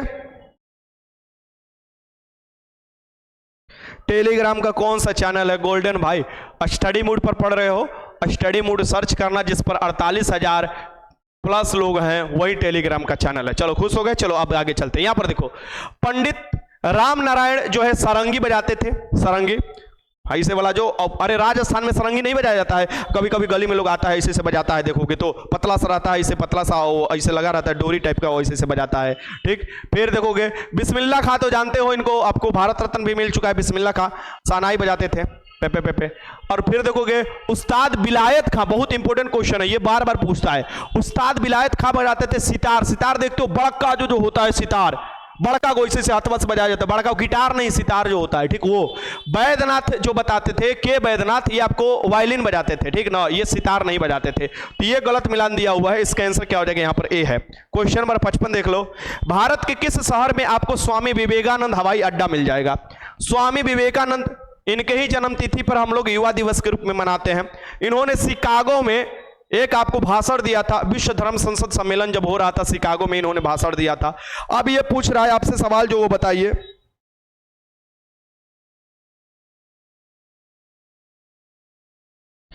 अरे विश्व के सबसे लंबा गोरखपुर में क्यों बता रहा है? कौन बता रहा है प्लेटफॉर्म गोरखपुर? हुबली वाला और कर्नाटक वाला सबसे लंबा हो चुका है, ठीक, ये ध्यान में रखना। कुछ जो चीज होते हैं वो अपडेट नहीं हो पाते हैं। मान लो कोई चीज 2019 में पूछा हुआ है, 2019 में या 2022 में जो कुछ चीज पूछा होगा, अब उसे आप सर्च करोगे अभी, तो वो तो गोरखपुर वाला ही जो चीज लिख दिया गया है, अपडेट नहीं किया गया है, इसीलिए ना करंट पढ़ने की जरूरत होती है, ठीक। तो वो चीज ध्यान में रखना। भारत के किस शहर में आपको स्वामी विवेकानंद हवाई अड्डा मिलेगा? स्वामी विवेकानंद का जन्म हुआ था कोलकाता में, लेकिन स्वामी विवेकानंद हवाई अड्डा जो मिलता है, ये कहां मिलता है? ये छत्तीसगढ़ में मिलता है। छत्तीसगढ़ की राजधानी कौन सा है? वहीं पर मिलता है, तो रायपुर में यह मिलता है। कहां पर? छत्तीसगढ़ की राजधानी रायपुर में। इसका आंसर क्या हो जाएगा यहां पर? बी। क्वेश्चन 56 देख लो। लाल पांडा निम्नलिखित में से किस राज्य का राजकीय पशु है? लाल पांडा, लाल पांडा आप देखते होंगे चीन में भी पाया जाता है लाल पांडा, और लाल पांडा किस राज्य का राजकीय पशु है? यह आपका हो जाएगा डी, सिक्किम का। हम लोगों का राजकीय पशु क्या है? बिहार का राजकीय पशु बैल है, बैल, ठीक। चलो आगे चलते हैं। क्वेश्चन 57 देखो, यह है ताप के निम्नलिखित में से किस पैमाने में ऋणात्मक मान नहीं होता है? ताप का जो पैमाना है वो कौन सा पैमाना है जिस पर ऋणात्मक मान नहीं होता? सो ताप का वही वो पैमाना है जो ऐसा यूनिट है टेम्परेचर का। सो ये ऐसा यूनिट कौन हो जाएगा टेम्परेचर का? केल्विन हो जाएगा। और केल्विन कभी भी ऋणात्मक नहीं होता है, -273 केल्विन नहीं होता है, -273 डिग्री सेल्सियस आप बोल सकते हो, तो केल्विन नहीं होता है, ठीक। तो -273 डिग्री सेल्सियस क्या होता है? सभी आपको जो होते हैं वस्तुओं की जो कण होता है वो गमन करना बंद कर देता है, ठीक। परम शून्य ताप जिसे बोला जाता है, 0 केल्विन उसे कहा जाता है, ठीक।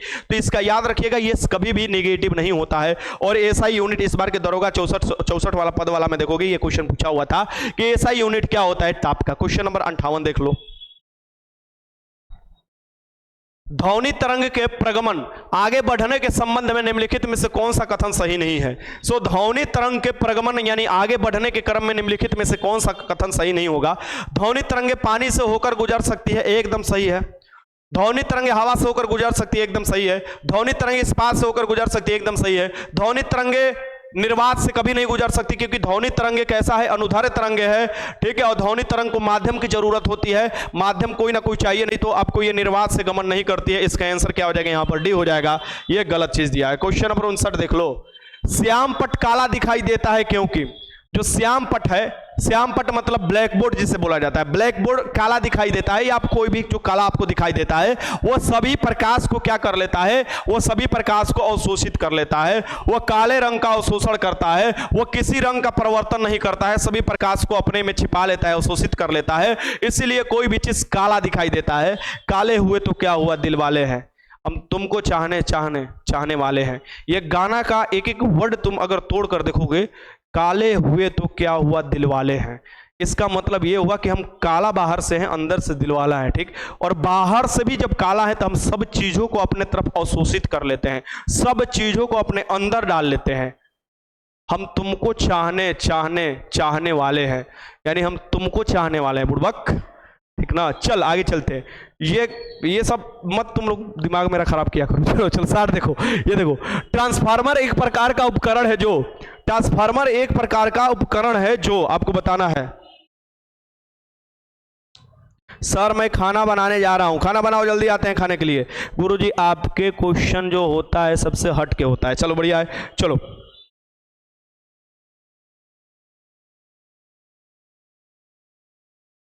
चलो यहां पर ये क्या बोल रहा है, ट्रांसफर एक प्रकार का उपकरण है जो शक्ति को बढ़ा सकता है, नहीं, शक्ति को बढ़ाने का काम ट्रांसफर नहीं करता है, गलत चीज है। वोल्टता को बढ़ाता है और वोल्टता को घटाता है। ये वोल्टता को घटाने बढ़ाने के लिए दोनों स्टेटमेंट सही है। आपको धारा और वोल्टता को माप सकता है, धारा और वोल्टता को थोड़े ना मापता, वोल्ट मीटर द्वारा वोल्टता को मापा जाता है और धारा को मापा जाता है अमीटर द्वारा। सो यहां पर ये गलत चीज दिया है, 2 और 3 मात्र सही है। यहां पर आंसर क्या हो जाएगा, यहां पर सी हो जाएगा, सी। चलो क्वेश्चन नंबर 61, एक वैद्युत बल्ब में टंगस्टन तार के साथ आर्गन गैस क्यों प्रयोग किया जाता है। वैद्युत बल्ब आप जानते हैं, वैद्युत बल्ब में क्या होता है, पहले नंबर तो आपको गैस भरा जाता है और उसका जो फिलामेंट होता है टंगस्टन का होता है, और उसमें आर्गन गैस इसलिए भरा जाता है कि बल्ब की आयु बढ़ा रहे, नहीं तो तुरंत आपको वो जो होता है टंगस्टन जल जाता है अगर ये गैस ना भरे हो। तो इसका आंसर क्या हो जाएगा, बल्ब की आयु बढ़ाने के लिए हो जाएगा। क्वेश्चन 62 देखो, 2G स्पेक्ट्रम में प्रयुक्त जी असर, 2G स्पेक्ट्रम में आपको G का मतलब क्या होता है, 2G स्पेक्ट्रम में G का मतलब क्या होता है ये बताना है। चलो बताओ।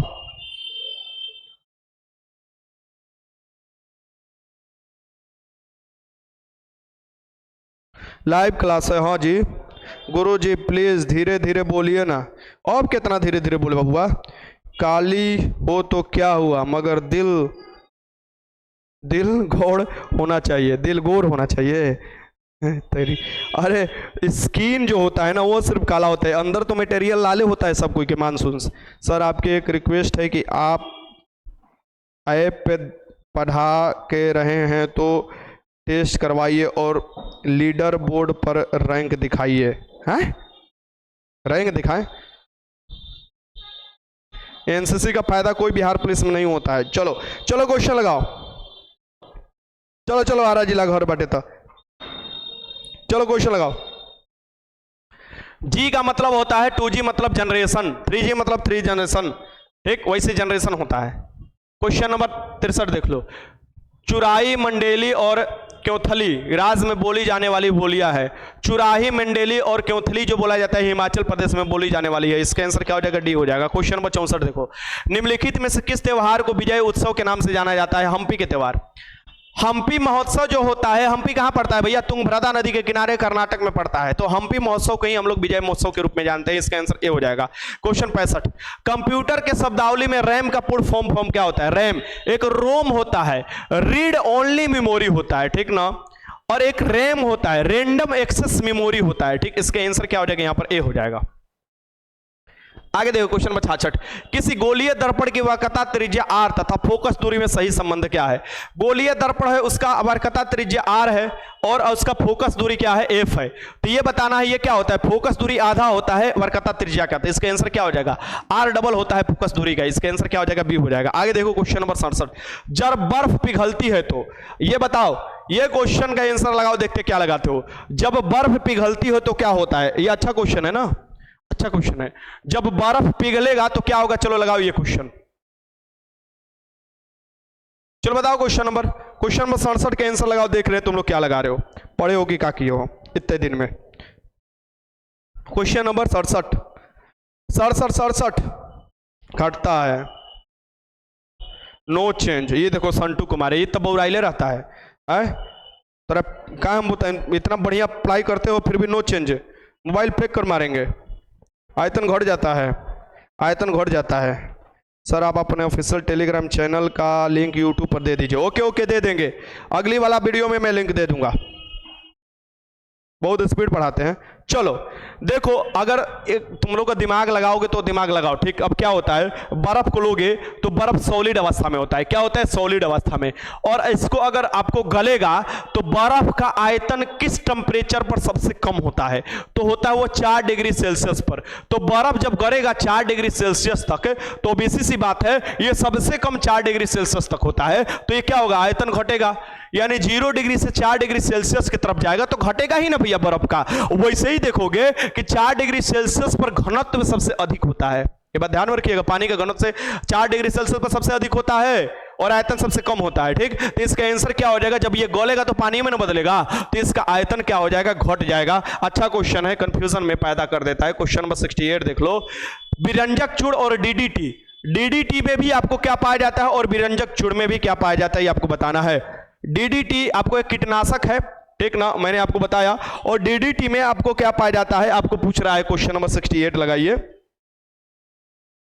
Question number 68, dichloro dial phenyl try ethylene, ये आपका ट्राइक्लोरोएथिलीन होता है, ये याद रखिए, और ये आपको क्लोरो नाम से ही आ रहा है, और विरंजक चूड़ में भी क्लोरीन होता है, तो ये क्या होता है, ये दोनों में क्लोरीन होता है। इसका आंसर क्या हो जाएगा यहाँ पर सी। क्वेश्चन नंबर 69 देख लो, सूची 1 को सूची 1 से 2 से मिलाइए और ये मिलान करना है। देखो क्या कह रहा है, सूची 1 को सूची 2 से मिलाना है। German silver, solder, bleaching powder और हाइपो, हाइपो ये जर्मन सिल्वर और ये सब आपको सब चीज दिया हुआ है। हाइपर में कॉपर सल्फेट, ये कॉपर तो होगा ही होगा, तो डी का 2 हो जाएगा, तो मिला लो डी का 2, डी का नहीं सोडियम ना होता है जी हाइपो। चलो चलो चलो लगाओ क्वेश्चन नंबर 69 लगाओ। एक आगे क्वेश्चन और है हाइपो टाइप का, चलो ये लगाओ। अब ये देखो, ये यहां से आपको पकड़ो पकड़ो, जर्मन सिल्वर में सिल्वर नहीं होता, इस बात को ध्यान में रखिएगा, और इसमें कॉपर होता है, कॉपर तो होता ही है, आराम से लगा दोगे। तो एक दूसरा, सोल्डर किससे किसके मिलकर बनता है, सीसा और टीन से मिलकर बनता है, ये तो हलवा है ना, ठीक। ब्लीचिंग पाउडर, ब्लीचिंग पाउडर क्या होता है, CaOCl2, तो ये जो होता है, ये ब्लीचिंग पाउडर जो होता है, ये आपको इसमें क्लोरीन तो होगा ही होगा, और हाइपो में सोडियम हो जाएगा, बचा हुआ सोडियम हो जाएगा। तो लगा लो जर्मन सिल्वर में 2, ए का 2 हो जाएगा, बी का हो जाएगा 3, ए का 2 बी का 3, ए का 2 बी का 3, ए का 2 बी का 1 ना जी, सोल्डर में ए ना है, तो ए का 2 बी का 1 यहां पर दिया हुआ है, डी का 3 यहां पर दिया है, यानी आंसर बी हो जाएगा। ध्यान से मिलाना होता है। चलो क्वेश्चन नंबर यहां पर 70 देखो, निम्नलिखित में से कौन से रासायनिक परिवर्तन का उदाहरण है, चलो लगाओ। तो ये क्वेश्चन देखते क्या आंसर लगा रहे हो तुम लोग, रासायनिक परिवर्तन का निम्नलिखित में से कौन सा उदाहरण है, बताओ क्या आंसर लगा रहे हो, इसमें से कौन सा रासायनिक परिवर्तन का उदाहरण है। सुनो, एग्जाम तक तुम लोग सेट लगाया करो, इसीलिए शुरुआत किया गया, ना लगाओगे ना रिदम में बने रहोगे ना, अगर तुम्हारा फर्स्ट शिफ्ट में एग्जाम पड़ गया, सब लेना का देना पड़ जाएगा, ठीक। तो ये बात ध्यान में रखो, रिवीजन का लगातार करते रहो। चलो क्वेश्चन लगाओ, बहुत अच्छा बहुत अच्छा, सब लोग सही लगा रहे हैं। सोडियम क्लोराइड का क्रिस्टल न बन रहा है भाई, क्रिस्टल कर रहा है, थोड़े ना खत्म हो रहा है, तो ये हो जाएगा भौतिक परिवर्तन। बर्फ का गलन, बर्फ का जलना, भौतिक परिवर्तन। दूध आस्कंदन माने दूध का जमना फटना, ये सब क्या हो जाता है, ये हो जाता है आपका रासायनिक परिवर्तन। इसका आंसर क्या हो जाएगा, बी हो जाएगा, ये बी हो जाएगा इसका आंसर। बहुत अच्छा, सब लोग सही लगाए हो, बहुत अच्छा बहुत अच्छा। क्वेश्चन नंबर 71 देखो, निम्नलिखित में से कौन से हाइड्रोजन गैस का रंग है, हाइड्रोजन जो गैस है पूरे यूनिवर्स में सबसे अधिक पाए जाने वाला गैस कौन सा है, ठीक। तो ये है हाइड्रोजन, और हाइड्रोजन में आप देखोगे आपको ये इसका कोई रंगहीन होता है, इसका कोई रंग नहीं होता है, इसका आंसर डी हो जाएगा। क्वेश्चन नंबर 72 देखो, सूची को मिलान करना है, सूची 1 को सूची 2 से मिलान करना है। देखो आगे ना क्वेश्चन बोला था ना, तो ये बताओ, सूची 1 को सूची 2 से मिलान करना है। नीला थोथा होता है, नीला थोथा क्या होता है, कॉपर सल्फेट। देखो हमारे दिमाग में कुछ और आ गया था, ठीक। तो नीला थोथा को कहा जाता है कॉपर सल्फेट, ठीक। तो ए का 4 हो जाएगा, ए का 4 2 ऑप्शन में दिया हुआ है। फिर देखो, बेकिंग सोडा, खाने वाला सोडा होता है सोडियम बाइकार्बोनेट, NaHCO3,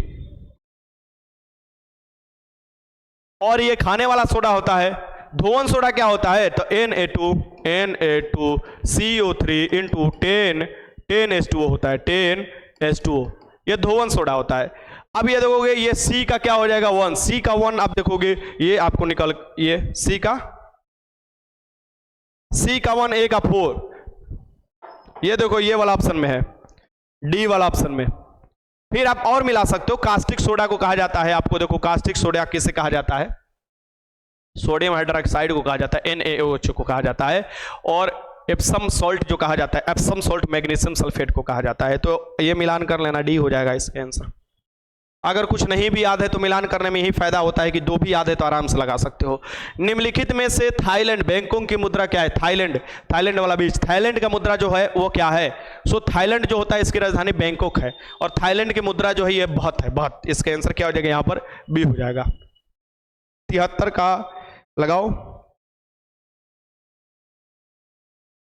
चलो ठीक, ठीक है, सही लगा रहे हो सर। 69 फिर से, अच्छा 1 मिनट रुक जाओ, क्या हुआ 69 में? 69, हाँ 69 में क्या दिक्कत है? जर्मन सिल्वर में कॉपर होगा तो A का 2 हो जाएगा। A का 2 देखो, A का 2 ये वाला ऑप्शन में दिया है, ये वाला ऑप्शन में। सोल्डर क्या होता है? टीन और शीशा से मिलकर बनता है। B का 1 देख लो, B का 1 किस में दिया है? ये दोनों में दिया है, ठीक। फिर ब्लीचिंग पाउडर में क्या होता है? ब्लीचिंग पाउडर में आपको क्लोरीन होता है आराम से, और हाइपो में क्या होता है? सोडियम होता है, ठीक। तो ये आपको मिलान कर लो, तो C का 4, A का 2, B का 4, C का 4, C का 4, B आंसर हो जाएगा यहाँ पर। A का 2, B का 1, C का 4, D, B आंसर हो जाएगा। मैंने मिलान कर लेना, देखो मिलान कभी कभी कर दिया जाता है और आंसर उधर उधर अगर लिखा जाता है तो आप लोग बात को समझ लो कि बात क्या है, लेकिन मिलान तो सही कर दिया गया है ना।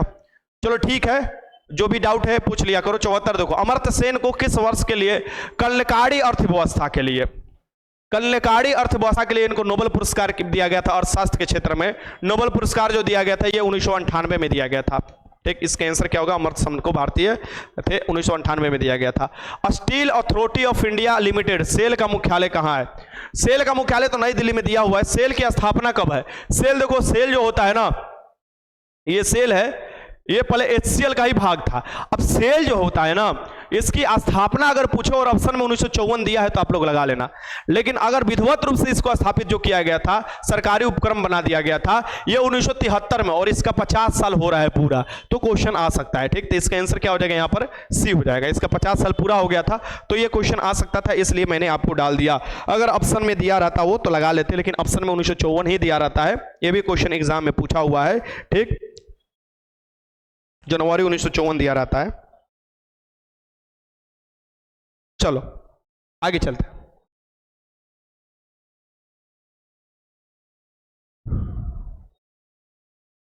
लगाओ क्वेश्चन यहां पर, 76 लगाओ। निम्नलिखित में से विजय केलकर समिति, देखो विजय केलकर समिति क्या बताए थे? विजय केलकर समिति का संबंध किससे? विजय केलकर समिति बताए थे कि क्यों नहीं सार्वजनिक और निजी दोनों को मिलाकर कोई भी काम किया जाए, यानी कि पब्लिक पार्टनरशिप, आपको इस बारे में बताए थे।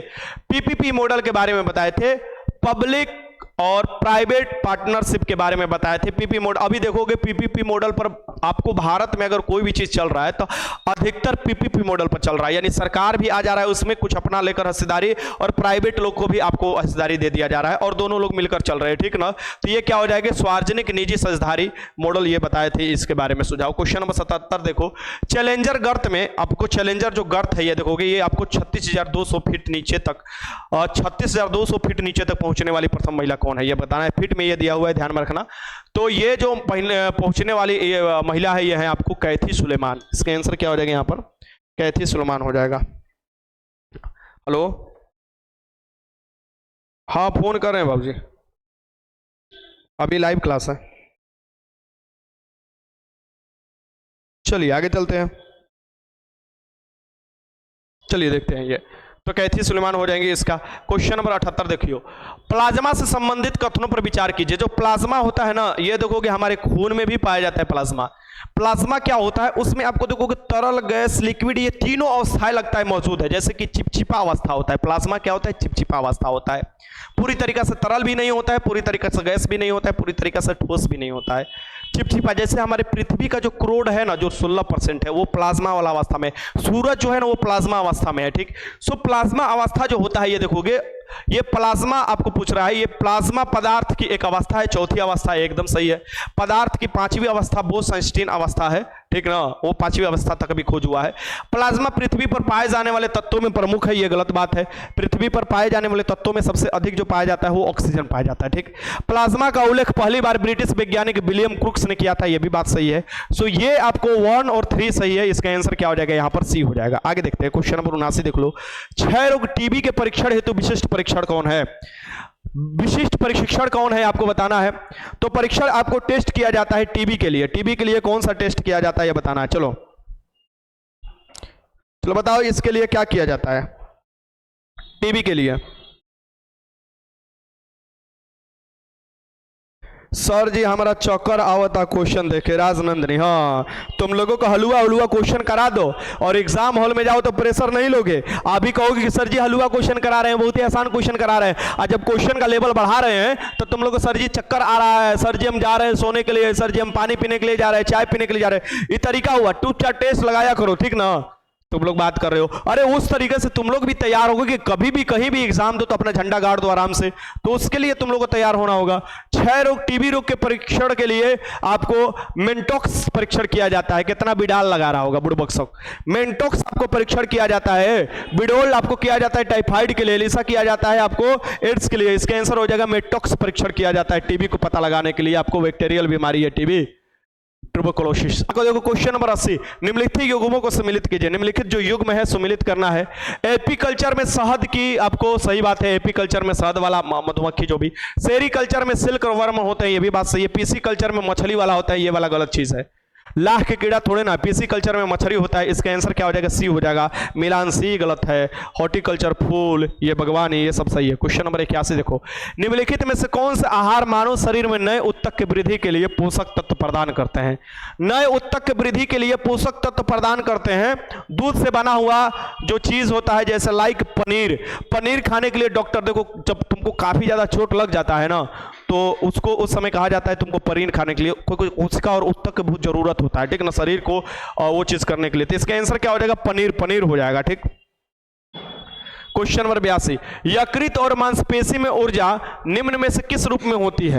यकृत में और मांसपेशी में जो ऊर्जा, जैसे कि हम खाना खाएं, भर थाली खाना खाएं मान लो आज, और हमको चाहिए 2400 कैलोरी हमारे शरीर को, और हम ज्यादा आज खाना खा लिए, सो ज्यादा हमको एनर्जी मिल गया। और जो एनर्जी कहां पर संचित हो जाएगा, एक्स्ट्रा एनर्जी के रूप में, तो या तो हमारे लीवर में चला जाएगा या मांसपेशी में आपको चला जाएगा, और वो जो होगा उसे कहा जाता है भविष्य के एनर्जी, और वो ग्लाइकोजोन के रूप में संचित हो जाता है। किस रूप में? ग्लाइकोजोन के रूप में संचित हो जाता है, उसे भविष्य के एनर्जी के रूप में जाना जाता है। इसका आंसर क्या हो जाएगा, डी हो जाएगा, डी। बताइए क्वेश्चन नंबर 83, निम्नलिखित में से कौन वह कोशिकांग है जो प्रोकैरियोटिक कोशिकाओं में नहीं पाया जाता है? देखो कोशिका दो प्रकार की होती है, प्रोकैरियोटिक और यूकैरियोटिक कोशिका होती है। प्रोकैरियोटिक कोशिका आदिम, मतलब बहुत पहले वाला कोशिका जो होता है प्रोकैरियोटिक, जिसमें सब चीज विकास कर जाता है, जो सब चीज अंग विकास कर जाता है, यूकैरियोटिक कोशिका कहलाता है। सो प्रोकैरियोटिक कोशिका में गोल्जी बॉडी नहीं होता है, सूत्रकणिका विकसित नहीं होता है, सूत्रकणिका कहा जाता है आपको माइटोकॉन्ड्रिया को, जो कोशिका को ऊर्जा अग्री कहा जाता है। तारक काय नहीं विकसित होता है, यानी उपयुक्त में से ये आपको कोई चीज नहीं पाया जाता है। इसका आंसर क्या हो जाएगा, डी हो जाएगा, D. Question number 84, Vikram Sarabhai अंतरिक्ष केंद्र कहां है? सर जी मुकेश सर आपका टाइम आ गया। विक्रम साराभाई अंतरिक्ष केंद्र कहां पर है? विक्रम साराभाई जो अंतरिक्ष केंद्र है यह बताना है कहां पर है। सो ये है आपको केरल के त्रिवेंद्रम में है, केरल के त्रिवेंद्रम में है, ये बात ध्यान में रखिएगा। त्रिवेंद्रपुरम कहलाता है केरल की राजधानी, वहां पर स्थित है विक्रम साराभाई अंतरिक्ष केंद्र। क्वेश्चन नंबर 85 देख लीजिए, प्रसिद्ध हिल स्टेशन उदंग मंडलम को अन्य नाम से जाना जाता है। सो उदंड मंडलम जो है ये आपको देखोगे इसे अन्य नाम से जाना जाता है, तमिलनाडु वाला क्षेत्र में मिलेगा। इसे ही ऊटी कहा जाता है, पहाड़ी वाला क्षेत्र है, इसे कहा जाता है ऊटी। 85 के आंसर क्या हो जाएगा यहां पर, सी। भैया सर को भेजिए ना, मैथ कराना है ना।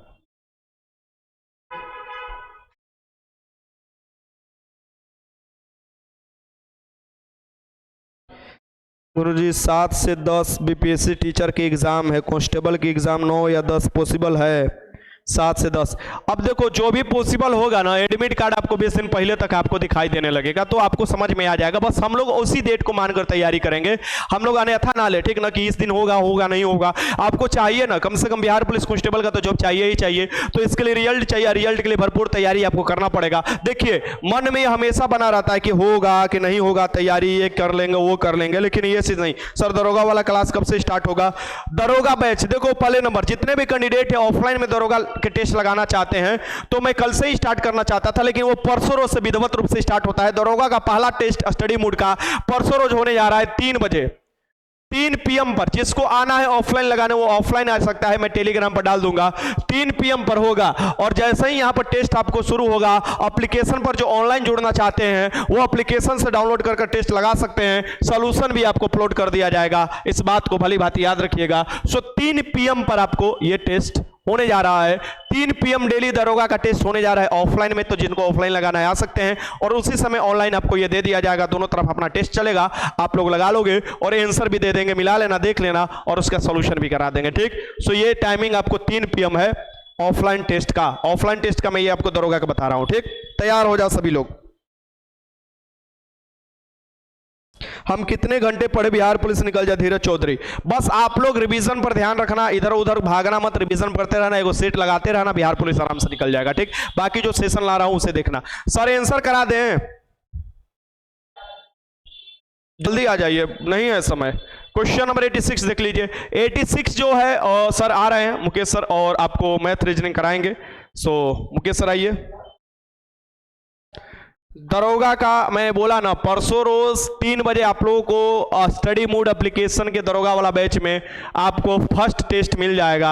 सेक्शनल टेस्ट भी आपको देखने को मिलेगा, वो भी 100 क्वेश्चन का होगा, और आपको मिक्स टेस्ट भी देखने को मिलेगा, वो भी 100 क्वेश्चन का होगा। यानी जितना मैक्सिमम टेस्ट मेरे तरफ से हो सकेगा आप लोगों को उपलब्ध कराएंगे, क्योंकि बचे हुए 40 दिन में आपको भरपूर तैयारी होना चाहिए। अधिका से अधिक आप क्वेश्चन लगा लो, अधिका से अधिक अलग अलग वैरायटी का क्वेश्चन लगा लोगे तो कहीं ना कहीं आपका एकदम रिजल्ट होगा। अगर अलग अलग तरीके से प्रेशर से महसूस करते हुए क्वेश्चन लगा लोगे तो, ठीक। तो इस बात को ध्यान में रखिएगा। क्या हुआ सर?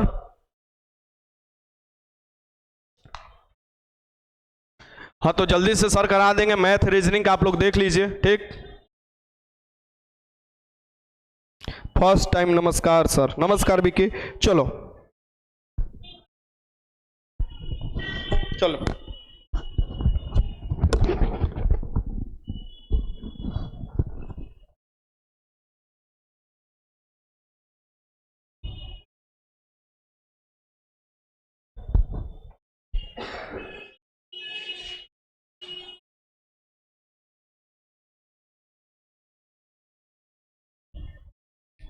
चलिए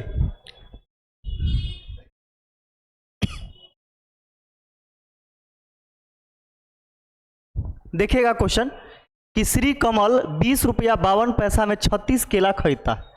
तो आप जानते हैं कि रुपया में क्वांटिटी से भाग देंगे तो एगो का वैल्यू आता है, यानी एक केला का दाम यदि निकालना है तो आपको 20 रुपया 52 पैसा आप बटा में जितना संख्या है उससे भाग दे दीजिएगा, तो यह एक केला का दाम निकल जाएगा, ठीक है। और बोला गया कि 110 केला खरीदने के लिए उन्हें कितना रुपए देने पड़ेंगे, ठीक है।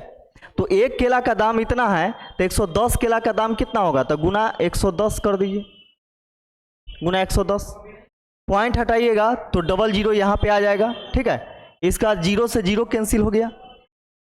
36 यानी 9 चौके 36 4 बार में, 9 से 9 दूनी 18, 9 दूनी 18, 9 8 72, 4 से काटेंगे, 4 5 20, 4 7 28, गुना कीजिएगा 57 में 10 से 11 से तो 7 हो जाएगा, 7 5 12 के 2 हो जाएगा, इसका 5 1 6 हो जाएगा, ठीक है। और 10 से भाग दीजिएगा क्योंकि नीचे 10 बचा हुआ है, देखिए एक जीरो बचा हुआ है, तो 10 से भाग दीजिएगा तो यह हो जाएगा आपका 62.7, यानी 62 रुपया 70 पैसा, ठीक है। 62 रुपया 70 पैसा हो जाएगा, यानी option number C. Option number C आपका सही आंसर हो जाएगा, ठीक है।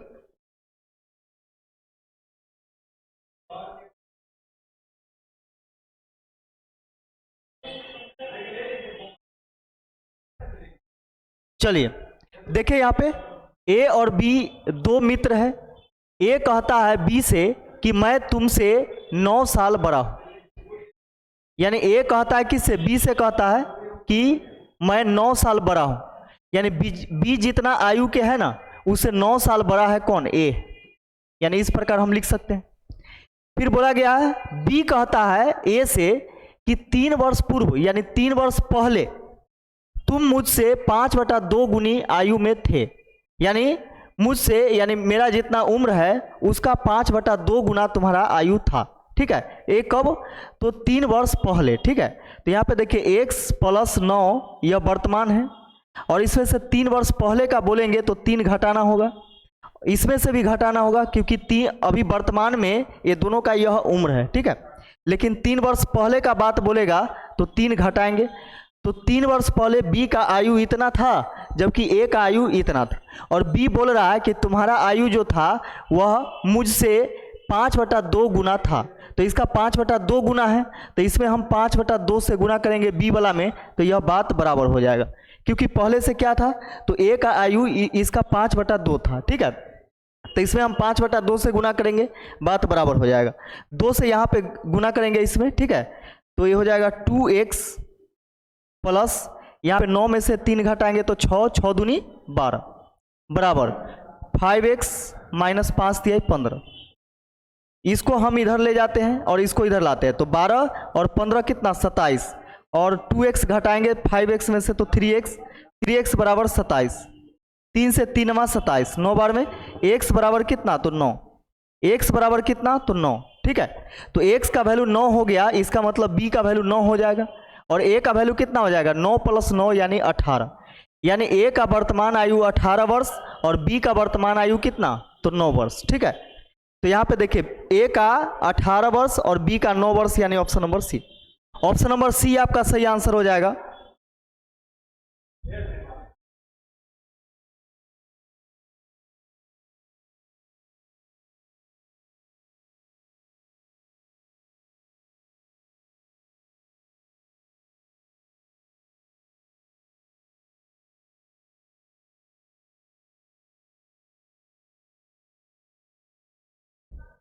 सर एसएससी जीडी बेस्ट है या बिहार पुलिस? अब देखिए, बिहार पुलिस में यदि आप बिहार में ही रह करके अपने घर परिवार के साथ, यानी जो कि आप 4 से 5 घंटा के अंदर में आप कहीं भी रहेंगे बिहार के कोना में, तो आप अपने परिवार से जाके मिल सकते हैं, और सुख दुख में एक तरह से आप साथ में रहेंगे, है कि नहीं। तो बिहार में, और एसएससी जीडी में क्या है कि पूरा देश अगर भ्रमण करना आपको, यानी इस राज्य से उस राज्य, उस जंगल से उस जंगल, तो आप जा सकते हैं एसएससी जीडी में, है ना। तो ये आपके ऊपर निर्भर है। उसमें क्या है कि ये वह आपका सेंट्रल गवर्नमेंट कवर करती है, और इसमें आपका स्टेट गवर्नमेंट यानी बिहार सरकार है। इसमें बिहार सरकार के अंदर रहिएगा, उसमें आप सेंट्रल गवर्नमेंट के अंदर रहिएगा, बात यही है और क्या है। अब बाकी बात अपना आपका मर्जी कि आप बिहार पुलिस में रहें या फिर एसएससी जीडी में जा करके आप या बीएसएफ में जाएं, सीआईएसएफ में जाएं, सीआरपीएफ में जाएं, वो आपके भक्ति भावना, मेहनत और सोच के अनुसार निर्भर करता है।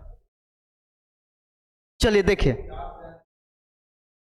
अगला क्वेश्चन देखिएगा कि एक निश्चित राशि पर 3 वर्ष के लिए 5% की दर लगने वाले साधारण ब्याज तथा चक्रवृद्धि ब्याज का अंतर कितना है, तो 14 रुपया 48 पैसा है। तो 14 रुपया 48 पैसा है, तो आप जानते हैं कि अंतर बराबर, यानी साधारण ब्याज और चक्रवृद्धि ब्याज के बीच अंतर बराबर होता है P यानी मूलधन इंटू R/100। रेट हमारा क्या है, तो 5 है बटा में 100, इसका स्क्वायर इंटू 300 + R, तो 300 + R करेंगे, R यानी 5, तो 305 हो जाएगा, अब बटा में 100। यही तो होता है। जब इसको सॉल्व कीजिएगा तो P का वैल्यू यहाँ से निकल जाएगा। ठीक है, P का वैल्यू यहाँ से निकलेगा, सॉल्व कीजिएगा, एक यहाँ से कैलकुलेशन है, तो आपका आएगा 1899 रुपया कुछ पैसा। ठीक है, यानी 1899 रुपया और 01 ऐसे कुछ करके आएगा, तो लगभग 1899 रुपया के करीब में आएगा। ठीक है, तो 1899 रुपया आपका आंसर हो जाएगा इसका। ठीक है, इसको सॉल्व कीजिएगा तो इतना आएगा।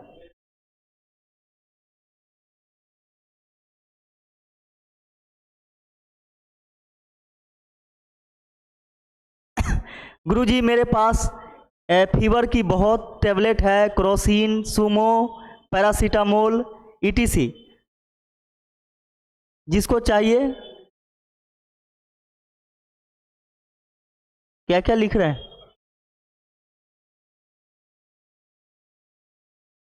चाहिए उसको भेजिए, मुफ्त में दिया जाएगा। क्या आप मना रहे हैं कि ये तबीयत खराब हो लोगों को?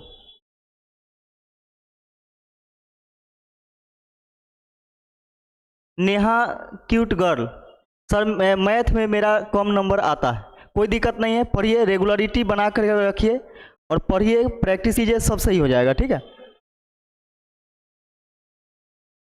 आप कंटिन्यू कराइए सर जी। हाँ बिल्कुल कंटिन्यू होगा क्लास।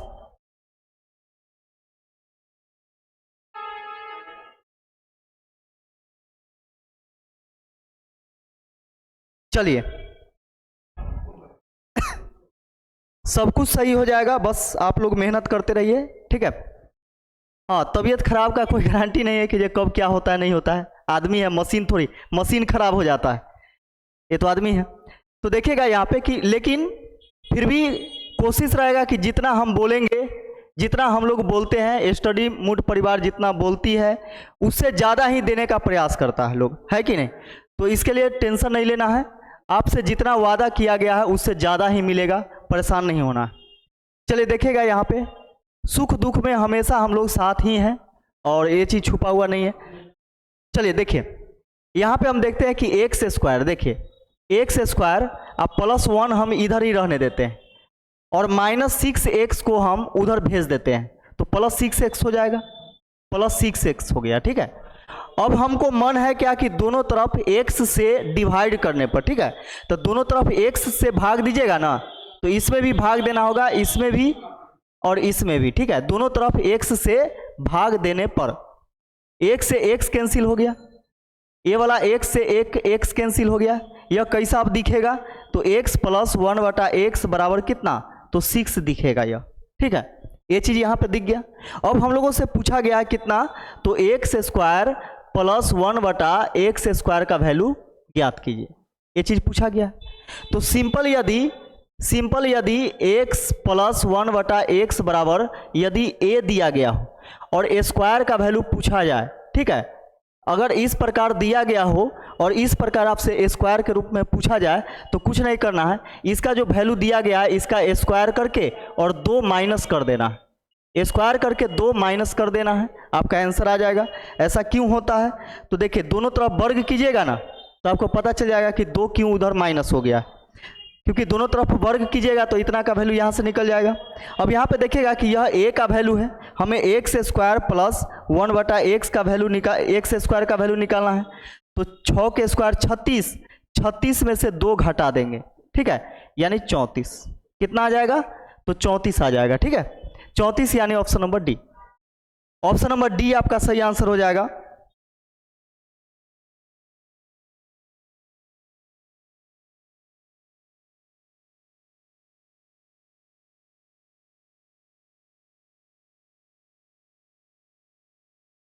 हाँ लाइव है, लाइव लाइव लाइव लाइव क्या?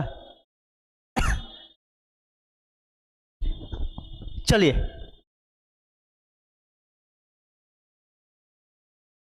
अगला क्वेश्चन देखिएगा।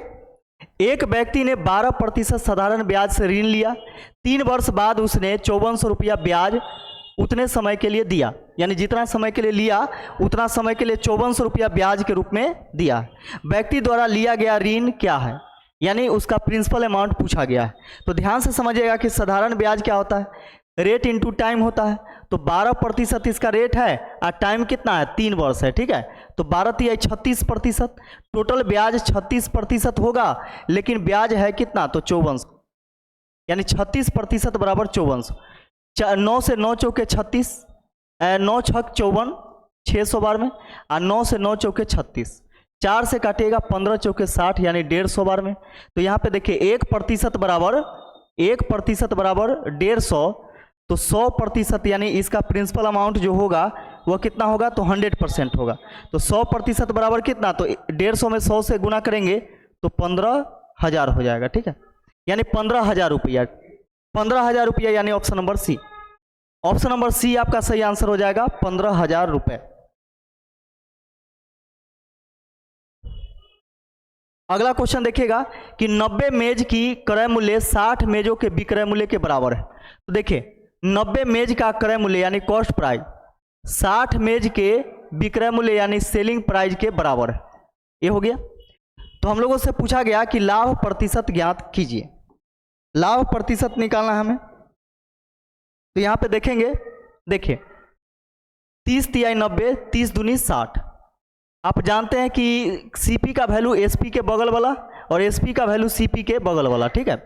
तो देखिएगा कि 2 रुपया में खरीदा और 3 रुपया में बेच दिया, यानी 1 रुपया प्रॉफिट हुआ इसको। कितना में? तो 2 रुपया में, और गुना 100। तो यहाँ से प्रॉफिट प्रतिशत निकल जाएगा। प्रॉफिट प्रतिशत बराबर profit into 100 upon cost price, ठीक है। तो 2 से काटेंगे 50 बार में 50%। 50% इसको प्रॉफिट मिला। 50% यानी ऑप्शन नंबर सी।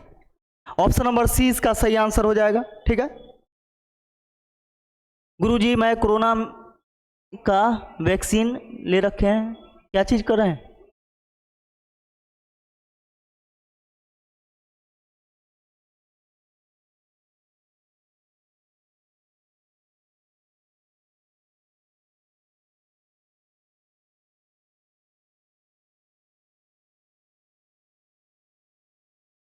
चलिए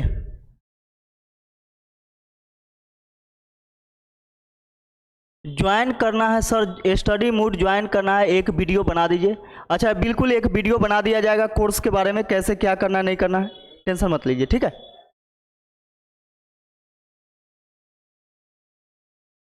हाँ बिल्कुल, ऐप का लिंक भी मिल जाएगा वहाँ पे वीडियो में, और एक वीडियो आपको प्रोवाइड करवा दिया जाएगा कि कैसे क्या कोर्स परचेज करना है, कौन कौन से कोर्स अभी चल रहा है ना, ये सभी चीज़ मिल जाएगा। एक छोटा सा वीडियो हम बनाएंगे और उसको डाल दिया जाएगा। चलिए यहाँ पे देखेंगे कि एक चोर सिपाही को देखकर 18 किलोमीटर प्रति घंटा की स्पीड से भागना आरंभ किया। उसके 20 मिनट बाद सिपाही 30 किलोमीटर प्रति घंटा की चाल से पीछा करना आरंभ कर दिया। तो बताइए वह कितनी दूरी तय कर चोर को पकड़ लेगा, यानी सिपाही कितना दूरी तय करेगा कि चोर पकड़ा जाएगा, ठीक है। तो यहाँ पे देखिएगा कि चोर पहले भागा है, सिपाही बाद में भागा है ना। ऐसे भी हकीकत भी होता है कि चोर आगे आगे भागेगा तो सिपाही पीछे से देखेगा तो कुछ देर बाद ही भागेगा। तो देखिए 20 मिनट लग गया चोर को सिपाही यानी चोर को देखने में, किसको? सिपाही को। यानी 20 मिनट में चोर कितना दूरी तय कर चुका होगा। तो यहाँ पे देखिएगा कि दूरी बराबर क्या, तो चाल गुना समय।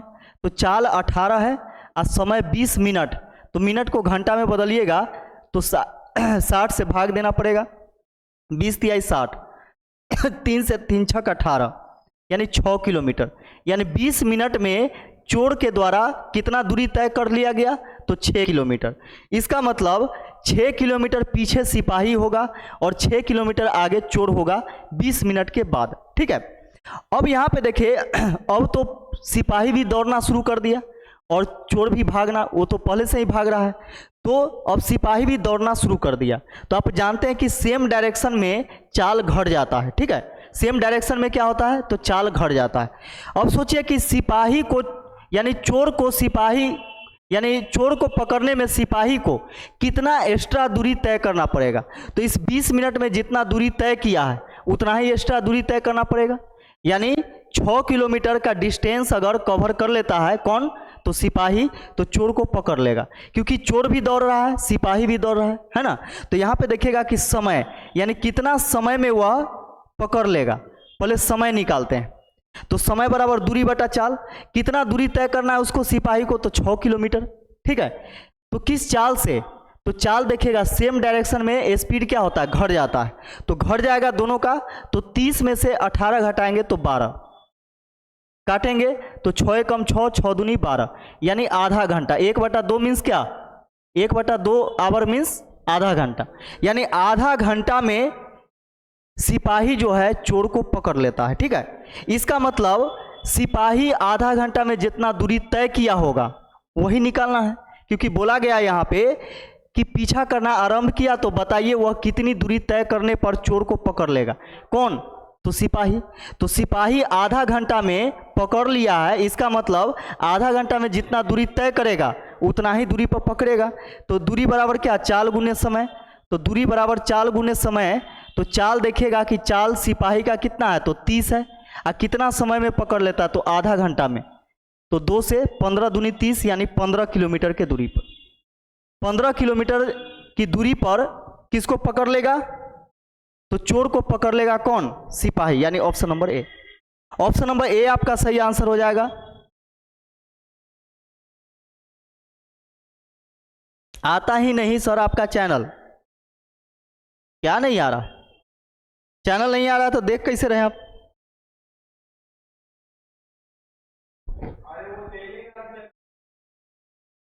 अच्छा,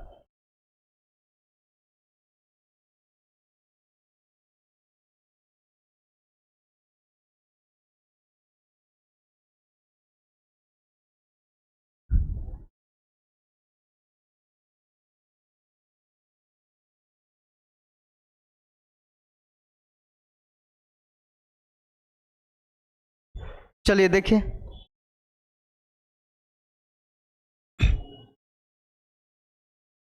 अगला क्वेश्चन देखिएगा कि दो रेलगाड़ियां जिनका लंबाई 220 मीटर और 270 मीटर है, एक दूसरे की ओर क्रमशः 135 किलोमीटर प्रति घंटा तथा 117 किलोमीटर प्रति घंटा की चाल से चलना शुरू करते हैं। वे एक दूसरे को एक बिंदु पर पार करती, रेलगाड़ियां एक दूसरे को कितने समय में पार कर लेगी? तो देखिएगा अपोजिट डायरेक्शन में जा रहा है, ठीक है। अब यहाँ पे देखेंगे कि रेलगाड़ी यदि रेलगाड़ी को पार करता है तो दोनों का लंबाई जुड़ जाता है, ठीक है। तो दूरी बराबर कितना हो जाएगा? तो 490 मीटर हो जाएगा, ठीक है, बराबर। तो दूरी बराबर चाल गुना समय। चाल क्या होगा? दोनों का चाल जुड़ जाएगा, ठीक है। क्यों? क्योंकि दोनों यानी अपोजिट डायरेक्शन में आ रहा है, एक उधर से एक इधर से जा रही, ठीक है। तो इसको जोड़िएगा तो 7 5 12 के 2, 3 1 4 1 5 1 1 2, 252 किलोमीटर प्रति घंटा। इसमें आपको 5/18 से गुना कर देना है, ठीक है। और गुना टाइम तो निकालना है कि कितना समय में यह एक दूसरे को पार कर जाएगा। 18 से इसको काटेंगे तो 18 कम 18, 18 चौके 72, ठीक है। 7 से काटेंगे तो 7 दूनी 14, 7 सत्ते 49, यानी 70 बार में। 5 दूनी 10, 10 से काटिएगा तो 7 बार में कटेगा, यानी टाइम निकल गया कितना? तो 7 सेकेंड। टाइम कितना? तो 7 सेकेंड, यानी option number B. Option number B आपका सही आंसर हो जाएगा, 7 सेकेंड, 7 सेकेंड।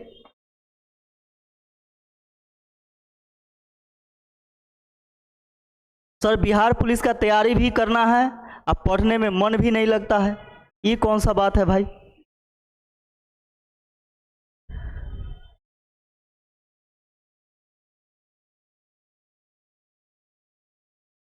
तैयारी भी करना है, यानी कहने का मतलब क्या कि भूख भी लगा हुआ है, खाने का मन भी नहीं करता है,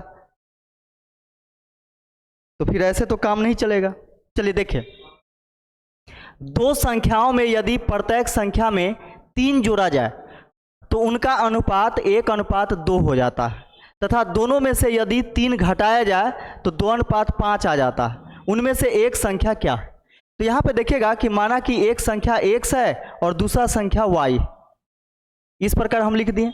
अब बोला कि प्रत्येक में अगर 3 जोड़ा जाए, प्रत्येक में 3 जोड़ा जाए तो यह अनुपात जो हो जाता है वह 1:2, यानी 1/2 हो जाता है।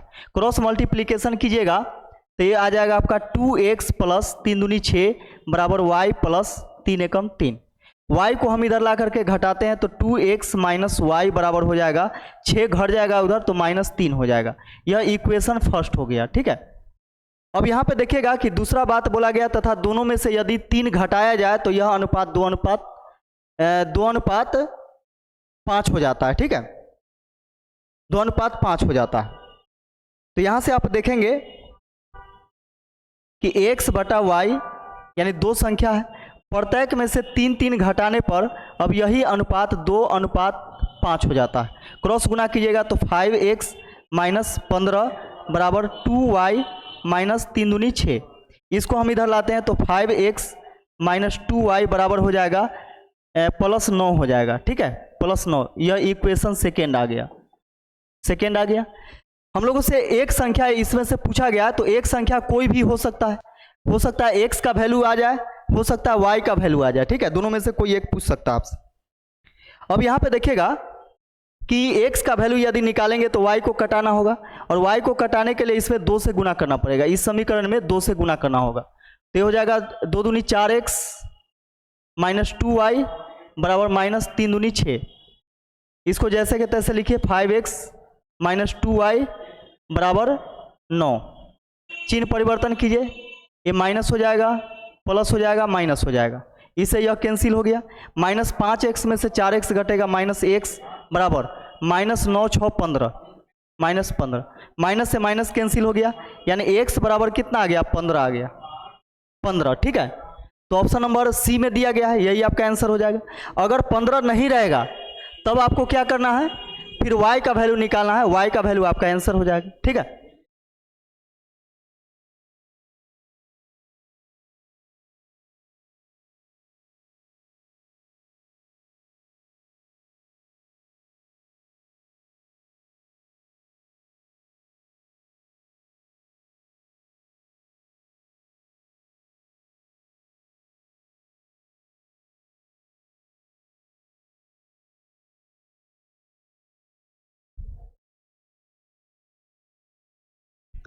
चलिए आगे देखिए,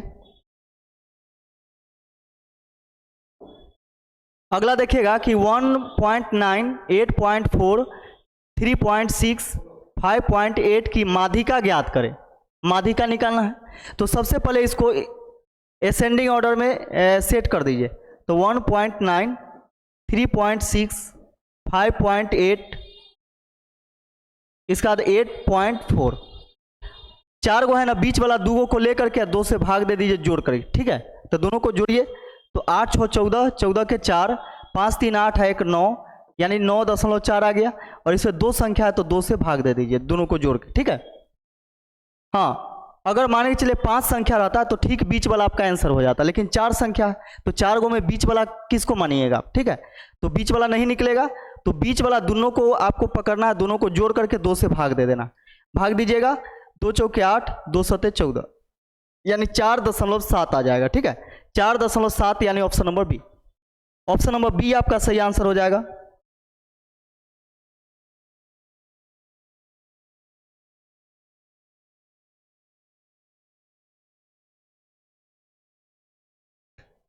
चलिए देखिए, ज़्यादा हम मैसेज नहीं पढ़ रहे हैं, ठीक है। वेट बढ़ रहा है, दौड़िए सुबह सुबह जाके, घोड़ा के तरह चाना मीठा खाइए और दौड़िए खूब, अपने आप वेट सही हो जाएगा। चलिए देखिए यहाँ पे कि 26 जनवरी 2018 को कौन सा दिन था, ये चीज़ निकालना है। तो 26 लिखेंगे, इसका जनवरी का कोड 0 होता है, प्लस में 2000 ईस्वी का 6 होता है, अंतिम का 2 अंक यानी 18। 18 साल में कितना लीप ईयर, तो 4। अब आपको इसमें 7 से भाग दे देना है, 7 से भाग देंगे, 7 दूनी 7 3 21, 5 बचेगा, 6 और 1 इसमें से ले लेंगे तो 4 बच जाएगा, फिर 4 4 8, इसमें से 1 बच जाएगा, ठीक है। इसका बाद 7 दूनी 14, 4 18, 4 4 1 5, 5 में अब 7 से भाग नहीं लगेगा, यानी 5 इसका रिमाइंडर आ गया। और 5 पे कौन सा दिन आता है, तो 5 पर शुक्रवार होता है, ठीक है। यानी ऑप्शन नंबर ए हो जाएगा शुक्रवार, फ्राइडे।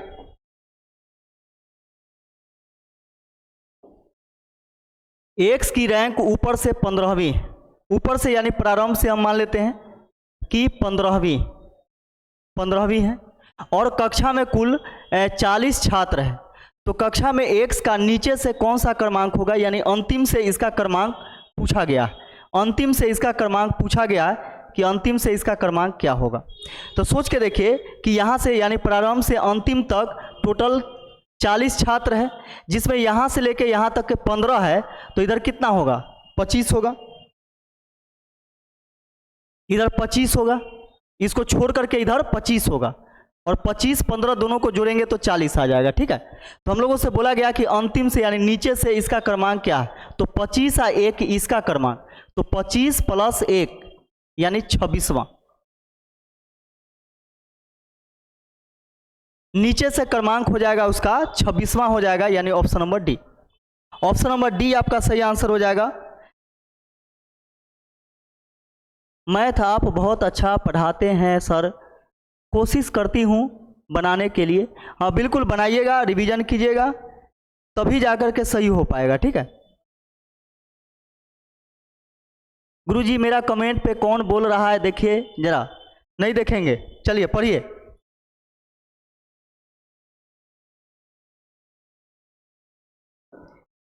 क्वेश्चन देखिएगा कि 6 लड़कियां केंद्र की ओर मुख करके एक वृत्ताकार घेरे में बैठी, यानी 6 लड़की है और एक वृत्ताकार घेरे में केंद्र की ओर मुंह करके इस प्रकार बैठी हुई।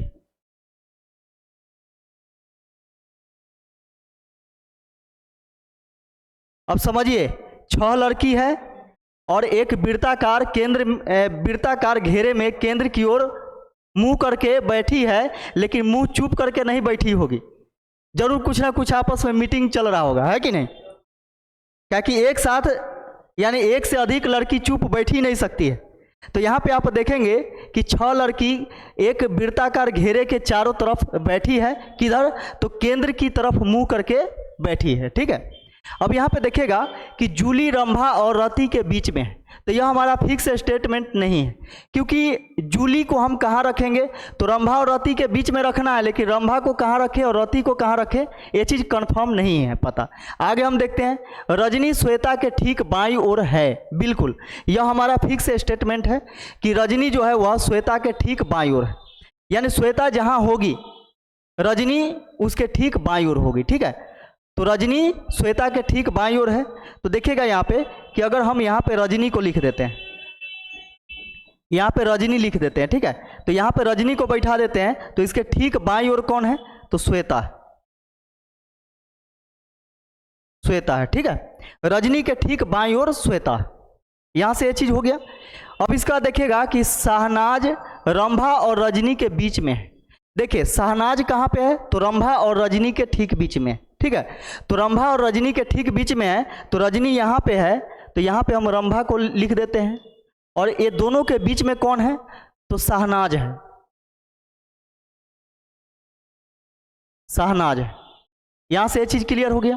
अब यहाँ पे देखिए जिसको हम छोड़े थे, क्या छोड़े थे, तो जूली, रंभा और रति के बीच में। देखिए जूली जो है रंभा और रति के बीच में, तो रंभा यहाँ पे है, तो रति यहाँ पे हो जाएगी। ठीक है, रति यहाँ पे हो जाएगी, और ये दोनों के बीच में कौन है, तो जूली, जूली इन दोनों के बीच में। अब यहाँ पे देखिएगा कि सब एडजस्ट हो चुका है।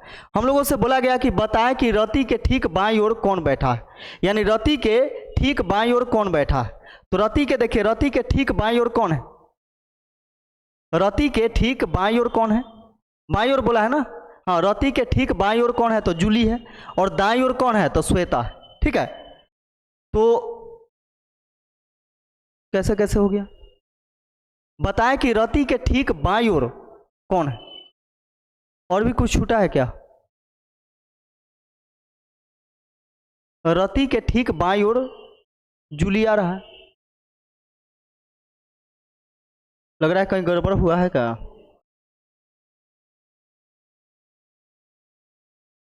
चलिए यहाँ पे देख लेते हैं, जूली, रंभा और रति के बीच में। ठीक है, रजनी श्वेता के ठीक बाईं ओर है, हाँ, ओहो सॉरी, रजनी जो है वह श्वेता के ठीक बाईं ओर, यही गड़बड़ हुआ है। रजनी जो है वह श्वेता के ठीक बाईं ओर है। अगर हम यहाँ पे श्वेता को यहाँ पे रख देते हैं, तो रजनी इसके ठीक बाईं ओर होगी, तो रजनी यहाँ पे हो जाएगी,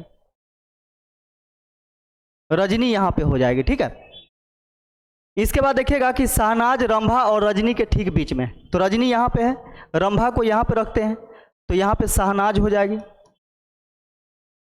यहाँ पे शहनाज हो जाएगी। ठीक है, इसका छोड़े थे क्या, जूली, रंभा और रति के बीच में, तो रंभा और रति के बीच में, तो रति यहाँ, रति और रंभा के बीच में कौन, तो जूली, जूली।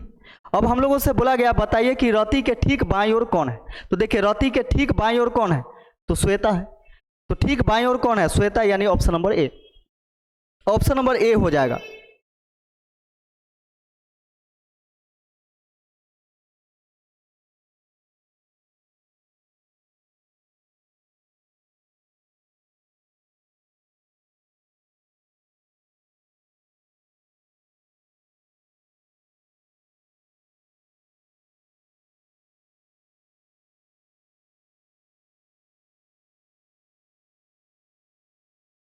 चलिए देखिए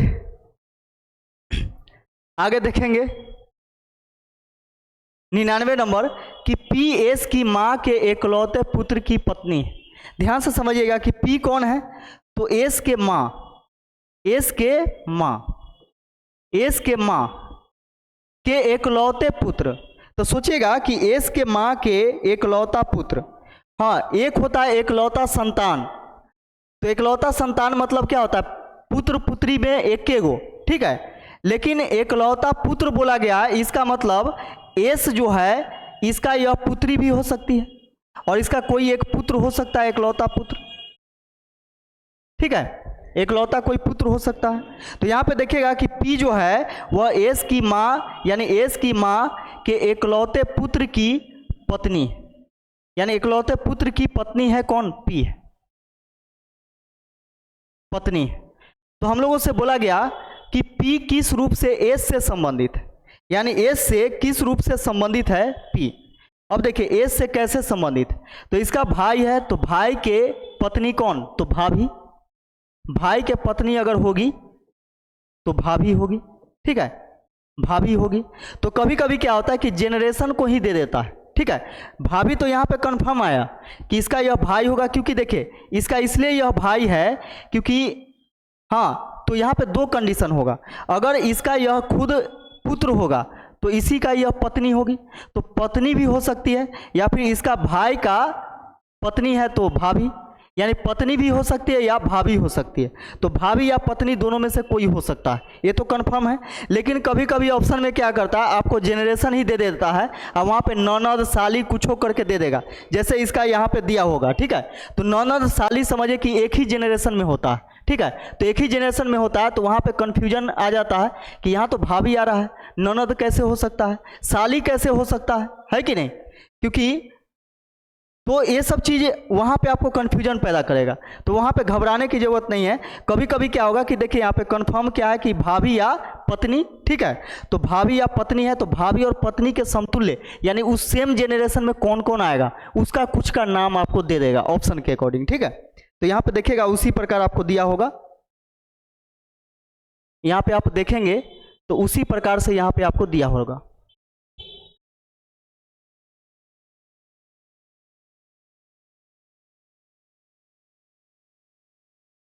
देखिए यहाँ पे ऑप्शन में दिया गया क्या कि बहू, तो बहू तो कभी नहीं होगी, इसका सास ये भी कभी नहीं होगा, बहन कभी नहीं होगा। तो यहाँ पे देखिए ननद, भाभी, साली, जेठानी, देवरानी, है ना, इतना कुछ दिया गया।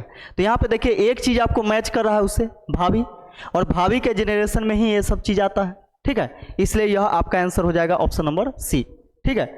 ऑप्शन नंबर सी आपका सही आंसर हो जाएगा।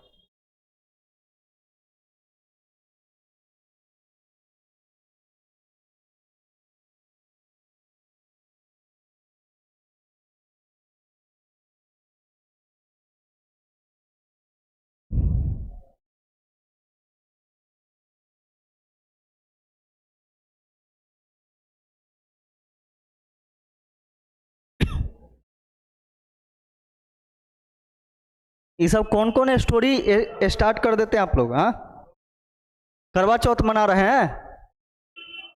चलिए देखिए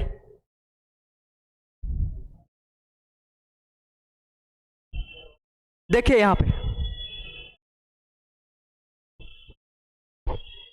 एक आदमी 30 मीटर दक्षिण की ओर चलता है, एक आदमी 30 मीटर दक्षिण की ओर चलता है, ठीक है।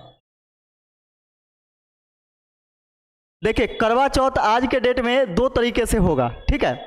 एक तो होगा क्या जिसको लाइसेंस मिला हुआ है, लाइसेंस मतलब समझ आया, शादी ब्याह हो गया तो लाइसेंस धारी कैसे करेगा, तो आमने सामने खड़े होकर के देखेगा, है ना, चलनी से हो, सूप से हो, चाहे जैसे भी हो, देखिए इस प्रकार होगा। लेकिन दूसरे प्रकार का जो होगा ना, बिना लाइसेंस धारी, वह मालूम है क्या करेगा, जब सब सूत जाएगा ना तो वीडियो कॉलिंग पर कॉन्फ्रेंस करके बात करेगा, है ना, वीडियो कॉलिंग बात करेगा और वहाँ से वह एक दूसरे से देखा देखी करेगा। अब बोलेगा कि यहाँ पानी पी लें तो पी लीजिए, ठीक है। तो इस प्रकार होगा। चलिए देखिए यहाँ पे कि एक आदमी 30 मीटर दक्षिण की ओर चलता है, 30 मीटर दक्षिण की ओर चलता है, यानी देखिएगा कि यहाँ पे कोई आदमी है, 30 मीटर दक्षिण की ओर चला, यानी नीचे की ओर दक्षिण होता है, तो 30 मीटर यह दक्षिण की ओर चलता है, ठीक है। फिर अपनी दाईं ओर मुड़कर वह 30 मीटर चलता है, दाएं किधर, तो पश्चिम तरफ दाएं होगा, और फिर यह 30 मीटर चला। फिर वह अपनी बाईं ओर मुड़कर 20 मीटर चलता है, बाईं ओर कहाँ, तो नीचे 20 मीटर चलता है, 20 मीटर। फिर से अपनी बाईं ओर मुड़कर वह 30 मीटर चलता है, फिर से यह बाईं ओर मुड़ करके, यानी बाईं किधर, तो पूरब साइड में, फिर यह 30 मीटर चला, 30 मीटर चलता। वह अपने शुरुआती बिंदु से कितनी दूरी पर है, इसका स्टार्टिंग पॉइंट और एंडिंग पॉइंट पूछा गया है कि ये दोनों के बीच में डिस्टेंस कितना है। तो यहाँ पे देखेंगे कि यहाँ से लेके यहाँ तक कितना डिस्टेंस, तो यहाँ से यहाँ 30 और यहाँ से यहाँ इसको मिलाइएगा ना तो इसके बराबर हो जाएगा, यानी यह 20 है तो ये भी 20 हो जाएगा, तो 30 प्लस 20 कितना, तो 50 मीटर, यानी दोनों के बीच में दूरी कितना है, तो 50 मीटर, यानी option number D, option number D.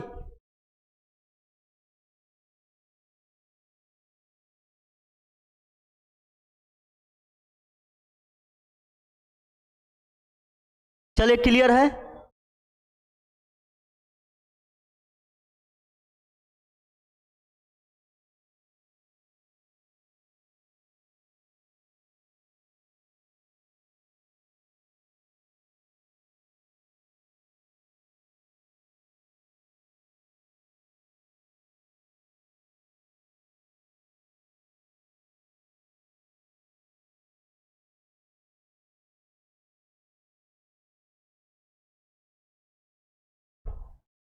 चलिए तो आज का क्लास यहीं पे ख़त्म करते हैं, फिर हम लोग मिलते हैं अगले क्लास में, तब तक के लिए जय हिंद।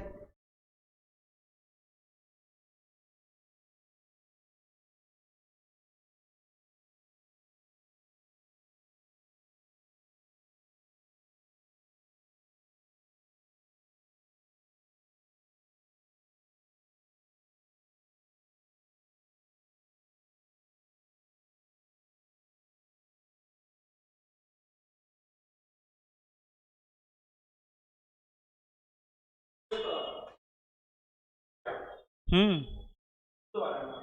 हम्म हम्म कट गया।